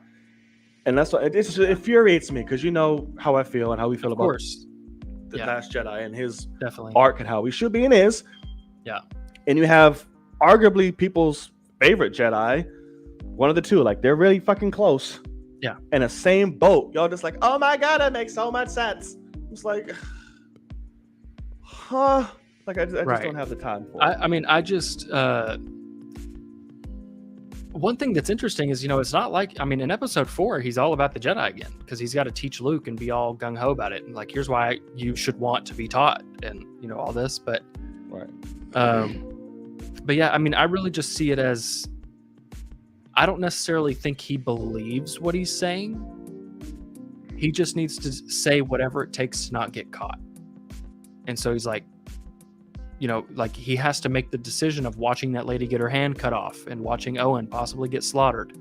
Like he's not going to step in unless absolutely necessary, because it could risk the mission of the chosen one. And it's pretty interesting. But I never even thought of that. I never made that connection, because I do see it as two very different things. Because at the end of the day, Obi-Wan blames Anakin for what happened, like you let yourself go, whereas it was Luke's fault. And so that's why he was like he was training these Jedi to be different Jedi with that mindset of like, the Jedi back then were wrong and like all that. He was already training them that way, and now he's like, fuck the Jedi. Like he's like, I'm not gonna be that, because he's like, I already messed up. And and it's a mix, because Obi blames himself as well.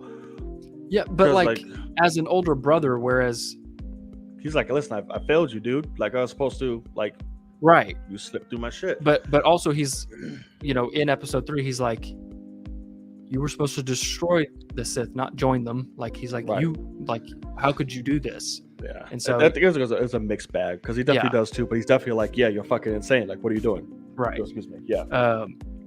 So yeah,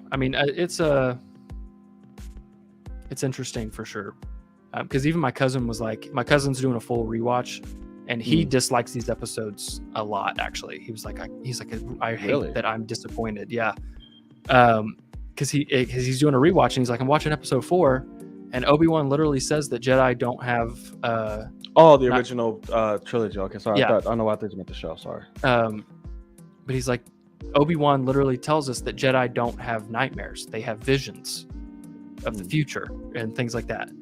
And he's like, and in this In this episode, he's literally having nightmares, and it's like, I'm like, hey man, Obi-Wan was old as shit back then and didn't like give a fuck. I want to talk about that because there was a lot wrong with that scene actually. Now that you brought that up. Okay. So he's having his nightmares, dreams, whatever the fuck you want to call them. He's dreaming about shit he wasn't even there for. I'm like, it's the Force, man. Why are you dreaming about this motherfucker in a cockpit? You wasn't there when he was flying around in the Starfighter in episode 1. You wasn't there when he was fucking flying in the ships in the war in the beginning episode. Like, you was with him, but you went in his fucking... Why are you looking at... Why dreaming about shit in his perspective with that? Correct. Makes no goddamn sense. I'm like, oh, okay. But, yeah, that slightly pissed me off a little bit. Kenyon knows nothing about Star Wars. Qui-Gon dies in episode 1. He's very dead, and he has not mastered the way to commune with him yet. Yeah, clearly. Correct. And Obi-Wan takes place after episode 3, 10 years after episode 3. Yes. And when I tell you, if that motherfucker would have smooth walk out there, Obi-Wan, or whatever the fuck, in his Liam Neeson, I would have fucking died. It's going to happen at some point. It's obviously going to happen. I will die. Crazy. But yeah, because he's also voicing Qui-Gon again in the Jedi show. Correct. Tales of the Jedi. He's in it. And it's so funny how they were able to animate a young version of Liam Neeson in this shit because it looks just like him. Oh, that's funny. With his big ass nose. So when he shows up, death and bodily fluids everywhere. Yeah. Because for me, my actual favorite Jedi is Qui-Gon. He's in terms of the because he's legit, like he's the one that was like, we're not doing this right. Like he saw through all that shit. Yeah. And so I wish we got more of him. And so I'm excited for Tales of the Jedi because he was Dooku's apprentice or Padawan. And so Dooku goes bad and he's there as a young version of himself. So pretty cool. Him and Mace Windu are in there. Mace Windu is one. Yeah, he's up there for me because he was the most powerful fucking Jedi next to fucking Yoda. Him, we're like, woo. I know it won't happen. He's been trying to fight for it to come back for a while, just because they did him so fucking dirty. Yeah, Mace Windu. That's what I mean, man. It's like, hey, we've already finished the whole Skywalker saga. Stop bringing people like he can't be alive still, unless he's just been doing not a goddamn thing. Fucking Emperor is. Why can't he be? It's because that's horrible. The Emperor came back, and that's awful. It was the worst fucking thing ever. It was so god awful. And I hope, please God, do not let him be in the show. Returned. Yeah. Please don't let him be in the show. I would riot like completely. I want badass Vader and Vader alone. My burning question is, where does Kylo factor into this? Kylo's not even a fucking thought. At all. His mom is 10. What do you mean? I was like, he doesn't. How can they not use the Force to fly? Mace shouldn't have died. I mean, the Force doesn't work that way. Fly. Yeah, they can't fly, but he should have been able to stop his fall. They could just run super. Maybe he stopped his fall. That's the thing. We don't know. We never saw his body. I mean, that's the thing. He should still be alive. But guess what? They fucked up and took too long. And now, I mean, there's no way I'm not going to see fat ass Sam Jackson walking in here and just. I mean. It's like, bro, you just coming to get a paycheck? I mean, Jesus. Enough, Matt. He is. He's an old man. He's not fat. He just has old body. He's not that's fat. That's what I mean. His pecs went down into his belly. They did. I don't know what happened. There was a period of time, and it's not that long ago. This man in Age of Ultron looked fabulous. Good. Yeah. I was like, that was holy like shit. Like he had that tight ass turtleneck. He was like, I'm fucking. Yeah. He had like Spanx on or something. All those movies weren't that fucking Winter Soldier wasn't that far or whatever the fuck or whatever movies came next. Like what happened? Going downhill. Yeah, very fast. So yeah. Sam Jackson is 81. Is that for real? Yeah. God damn, man. Yeah, and he looks fucking great. I was saying he's not. We just don't burn out like that. Thank God, most of us at least. So yeah, we'll see what happens. I'm excited for the next episode. We'll see what happens. I just had to get that. Okay, he's only 73. There we go. Oh, I thought he was. Shit. But yeah, I'm excited to see what happens. I'm really excited for this to become the Obi-Wan Anakin show type of thing. Yeah. But she will get there. Yeah, it will. First look at Gotham Knights Two-Face. Oh my. Oh God. Okay. Of what? Gotham Knights Two-Face. So the new CW show, Gotham. Apparently the trailer came out today, and it's fucking horrid. I haven't watched it yet, but I just saw the picture of Batman's cowl, and now this picture of Two-Face, and I am this is not. This is oh God. Anywho, all right. So yeah, let's see what goes on. All right, y'all. This is your time. Let us know what we got in the comment section below. Anything you feel like we missed, anything you want us to expand upon, please, now is your time. Let it all fly. So yes, I saw the concept, Kenya, of the Batman, and it only made me want to cry, and I almost did. So it just hurts. I choose not to remember it and keep moving. That is all I can do. That's all that can be done. So let's see. I'm looking at it right now, and I'm just gonna stay silent. The trailer? No, the Batman. Picture? Yeah. Wait, what are you talking about? The Ben Affleck suit or the Gotham Knight trailer? Okay. The Ben Affleck suit. I'm good. Okay, yeah, you watch your mouth. And yes, that is very dark, man. Yeah, you're very right, Kenya. Have you seen Dark? I don't even know why I'm asking you. You haven't seen Dark, man. I haven't seen shit. Yeah, it's like I don't know why I'm asking you that. Yeah, no. Let me see this Two-Face thing you're talking about. What the fuck?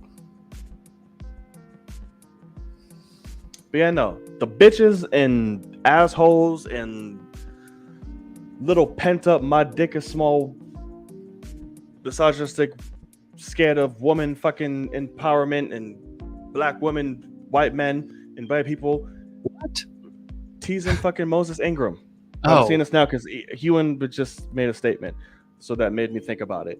It's like this is so fucking stupid, and we're still like, come on, y'all. It's one of those things where, like, I'm very glad that somehow my feed didn't show any of that, and I guess that's just the people I follow, obviously. Like, but like, I didn't even see anybody like quote tweeting about like a guy like talking shit until after the Star Wars thing posted. Right. And then people were like pointing at things, but I hadn't seen any of it. So when it came out, I was like, what is happening? Oh, it's also because I don't think she has Twitter. She only has Instagram, and that's what happened. She was live, and she was saying it. And just so a lot of people was just saying, hey, we're just putting that out. That, hey, she's been facing a lot of racist shit, yada, yada, yada. And, of course, people just going back looking at things that they say or whatever. But she doesn't have Twitter, which is why it's not on there like that. People just retweeting and sharing the shit. Like, yo, like, what the fuck is wrong with people? All that good stuff. Right. But yeah, and Ewan, and I will always never know. It was Ewan, whatever the fuck. Ewan. There you go. He just spoke about it now. Yeah. So that's what made me think about it. I'm like, we're still in a time where this is just. Isn't it crazy that people are just outright racist? Like, we're still doing this? We're still doing this. Like, come on, bro. Like, is your fucking existence that heavily threatened, you feel, just because it's crazy a black woman is in Star Wars? Like, what the fuck? No. And it's not even like one of those moments where, hey, this was a white character, we made her black. No, we fucking created her for this shit, and this is her, and y'all are bitching. Even if she was replaced in the white character, you still don't do that. So it's just like it's dumb. But anywho, so yeah, Batman and that is what I'm saying. That's not Gotham Knights Two-Face. That is Darkman. Oh, that's really not. Are we sure? Oh yeah, I think it. Yeah, that is Darkman. Okay. Yeah, that's true. Okay, so it's not so bad then. Got it. Okay, I take it back. Bill Burr's character had a Boston accent. Oh, yeah, they were mad about that. That's also stupid. The rain is knocked off from the Batman, though. Oh, gotcha. Oh, of course. The movie changed so fucking much. But atmospheric Batman. Oh, did we want to check out that trailer?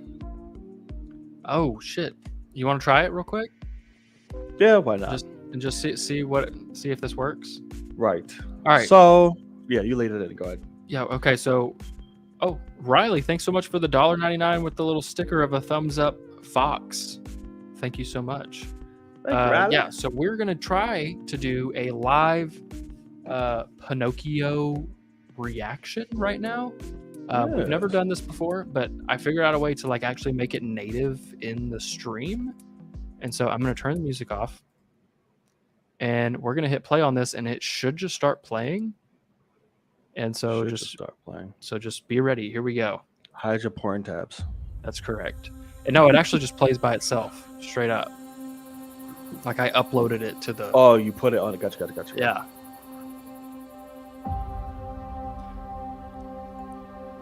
Booty and the Beast?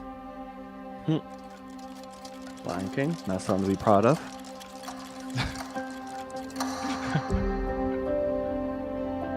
Oh, Zemeckis came back for this? Was doing this, yeah. Holy shit. Okay. There's our boy Tom. Right. Jean Paddle.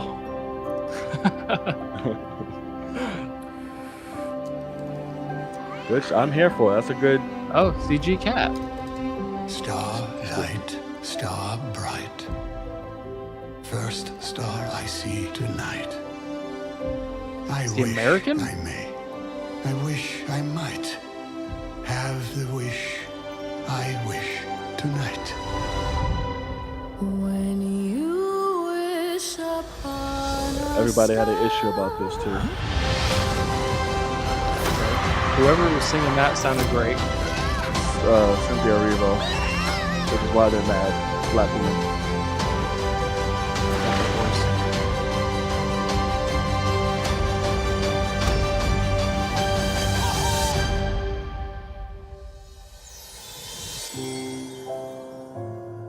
So we don't even get to see Pinocchio in it?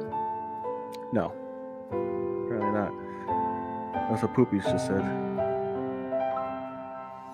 Luke Evans. Who is he now? I thought I saw that, which is weird to have him in there. Is he voicing a character, maybe? No, I saw he was live action. Oh. Are they Okay, doing so a crossover? Is fucking Gaston in this? I guess it's just not the same universe. But it is weird that he's getting his own Gaston show. And they just went ahead and said, let's cast him again. But yeah, it looks Is full fine. blown gay in that show, too?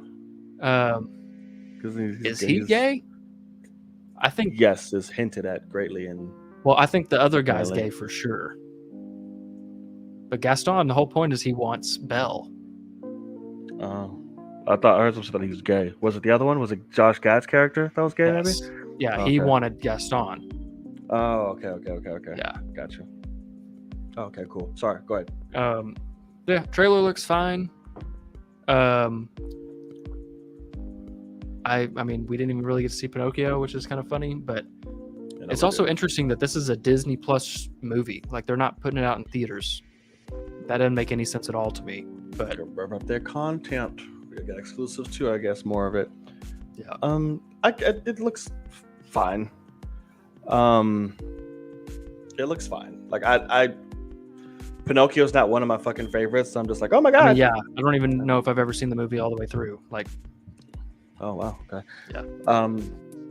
So I'm just like, whatever. Like I said, I know people are bitching about Cynthia too. But I'm just like, Jesus, people grow up. Who cares? But yeah, I'll thank God it's on streaming. So I don't think I would pay to go see this anyway. Like, I wouldn't go to see this, so I'll just sit down and be like, oh, hey. Here's one thing that I'll say, and Jesus fucking Christ, can somebody please send a memo to all of Disney?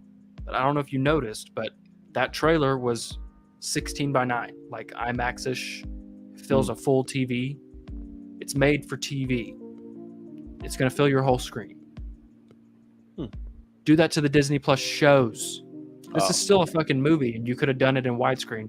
And no, they shot that thing in 16:9 because it's meant to be watched on a television screen. Right.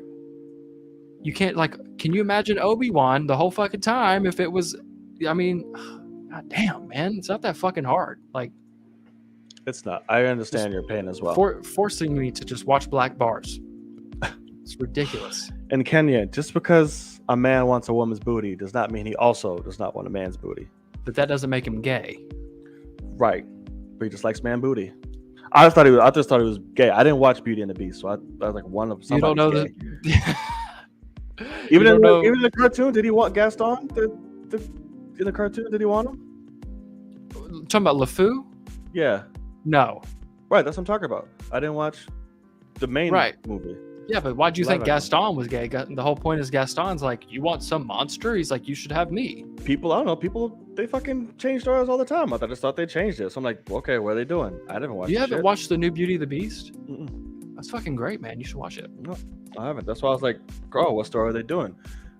Because I thought, I kind of know Luke Evans is gay. So I was like, oh, maybe I want Gaston to be gay. Let's see what we can do. And I was like, all right, well, do you. If the story works, I don't give a shit. But I guess it's LeFou, whatever the fuck his name is. Yeah, something like that. Yeah. Okay, cool. Cool and gang. All right. And yes, fucking Poopy brought this up. Have you seen this fucking Winnie the Pooh shit going around? I saw a picture of it, but I remember hearing about that being made because of the rights thing. Right. Being fucking public. Like, it's What's the crazy. doing this shit? I'm like, whoa. Because the thing about it is Winnie the Pooh was a story from like forever ago. And like this Winnie the Pooh can't wear like the red shirt. And like, because that's Disney's Winnie the Pooh. Yeah, I think he has like overalls. Right. Like and this is yellow a or red shirt. And like, I don't know if he can, you know, carry around a beehive and be like, I love honey, like shit like that. Like, I don't think he can do that. You know what I mean? Like, because that's like Disney's interpretation. Because Cinderella's the same thing. Like, I was talking to my cousin about that yesterday. Like, Cinderella. Because what's a good Winnie the Pooh voice? Like, oh. I thought that was great. That's why I was laughing. I love honey. It's like, oh, I'm gonna. You sound like Forrest Gump. Yeah, that's correct. I love honey. Yeah, Jenny. But why don't you love me, Jenny? Give me some honey, Jenny. But like Cinderella is also public domain, so that's why they can make other Cinderellas. They're gonna make a whore Cinderella who's also like a badass. Like a whore? She's a prostitute. No, whore. Like make her like a whore. Make her like a whore. Why she gotta be a hoe? Because they already made her like a fucking house slave, whatever. Now you can make her like a whore. But she's like this prostitution rank. But she's like, I'm destined for so much more. And she has to fight her way out of the fucking rank. That'd be amazing. Her dueling like two big ass fucking like M4s or some shit. That's like the poster. Cinderella. It's like fucking, that'd be great. Jesus. Why not? The fucking up Winnie the Pooh. Why not go crazy with Cinderella? I think they're very different. I mean, did you ever watch Ewan McGregor's Winnie the Pooh? And you have to get like the fucking glass dildo. It was like the award. It's pretty fucking great. No, I did not watch that. Was it Christopher Robin? Yeah, never watched it either. I was about to say Christopher Columbus. That wasn't it. Yeah, that was Christopher Columbus. He was giving everybody gonorrhea. Right. Right. I did not see that, but apparently it was like a tear-jerking movie. Apparently. It's fun. You low-key sound like Pooh Bear. Who? Logan? Oh. You sound like Pooh Bear. That's me. That's fun. That's hilarious because that was actually my nickname growing up as a kid. Was Pooh Bear? Yeah, because I said I looked like him as a kid, which I can see it. Really? Yeah. I was like, oh, okay, it was Pooh Bear or it was Pooh Man. One of those that they called me. So they should have just called you shit. Okay, well, you're a dickhead. No, okay. It's the cutest piece of shit you ever seen. But, good way to put it. Fuck you. A horror Cinderella could work. Yeah, it could work. The horror anything could work if that's what you're gonna. I mean, but it has to be horror Cinderella in glass dildos. It has to be that. They stole her glass dildo. She had a pair of them. And they took one. Well, that's what you get. Like, you have this glass dildo. Like fucking Prince Charming likes to be pegged. Who knows? Like, that's the way to his heart. And it There you go. ends with her just smashing one over her knee and just starts stabbing people with the ends. Oh yeah, absolutely. It's like, I don't need this to be to please my man. And just like that fucking shit. That's it. Or at the end, it's just Prince Charming getting fucked with a glass dildo. Yeah, there you go. And they'll be like, holy shit, Bobby. They'll be fucking, there you It's go. just, if you do a double-ended, she can swing it around like Darth Maul. Absolutely. And then smash it over her knee, shove it into like a guy's head, and then put both in his mouth or some shit. Right. Just Or if fuck we're going him with the up. fucking end, they can share. One on each end. The Yeah, end. exactly. Yeah, correct. There you go. It's got both ends are in them, and then they just hug and get going in. That's very flexible beings. While dildos are like glass dildos, and you just turn around It's and hug. Cinderella. Like, hey. I mean, That's true. they got a Maybe fucking fairy godmother flying around and shit. All right, but make us pick up some shit, and then they'll be extra flexible. Like, come here, babe. In the end, movie of the year, right? The perfect fit, the glass dildo. Absolutely, that's funny. And Jesus. Billy Eichner can play Prince Charming. There you go. A horror movie, not a damn BDSM porno. Listen, give it to A24. Bet they'll do it. They'll go in. Yeah, that's correct. Bet they'll do it. It's already being made. Right, as we speak. Trailer next week. Inside scoop. I knew shit y'all didn't know. Cinderella. The glass is something else. Right. And like The Little Mermaid, this would be the movie with the dick in the fucking In the poster. Yeah, that's correct. One of the L's would be the dildo. Just a giant fucking. It's a giant glass dildo. Cinderella. This show has gone off the rails. That's correct. Should go to bed. Right. I can't. Obi-Wan comes out. Can't go to bed, which I'm still uncertain if it's about to happen in 30 so minutes. I'm pretty sure it's normal because the whole point of the last time was because everybody at Celebration just got to see them, Oh yeah, and so that's they also true. didn't want it to get spoiled. That's also true. Okay, fair enough. All right, motherfuckers. I think that is it. I'm definitely not seeing Elvis. Fuck Elvis. Really? No. I think the trailer looks damn good. I give no shits about Elvis because I know they're about to fucking skip everything that Elvis truly was, so I don't give a shit. That's correct. He's cute as shit. He'll be my only reason for watching it, but not enough He's to gonna be in go Dune see. too now.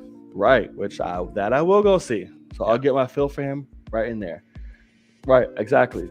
Stealing all music from black people and artists and all this shit. They're not going to touch any of that. They'll turn around and be like, he grew up in churches. Everybody loved him. All this and all that shit. I'm like, this is going to be stupid. All right, y'all. That's going to do it for this episode of the Film Cave. Thank y'all so much for sticking around and hanging out with us, whether watching live and or on playback. We appreciate it all so much. We had a lot of show to cover, and we did pretty good. It's not as long as I thought it would have been with everything, to be honest with you. So Logan. Yes, sir. Where can the people find you in your glass dildo, and what do you have coming on?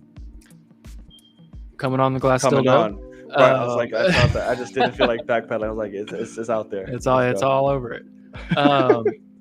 Yeah, you can find me Logan Swish above me on Twitter, Logan Swish YouTube, and Patreon for Obi-Wan reactions. And that's pretty much all I do now. So, what about you, good sir? Heard it. You can find me right up top. All forms of social media. Social media. All right. You wouldn't get the reference, of course, because you didn't watch Harley Quinn, because you haven't watched the DC property in 20 years. The Batman? No, Patreon one, motherfucker, not the new correct. ones. You right. So yeah, so be on the lookouts. You can find me right here on YouTube. You know where it's at. Or my link is in the description of his video. Correct. Show some love in his and mine. So be sure to click those. And yeah, subscribe. Be also great. It's your boy Knight. And I'm Logan. And as always, we'll see y'all in the motherfucking cave. Peace. See you guys.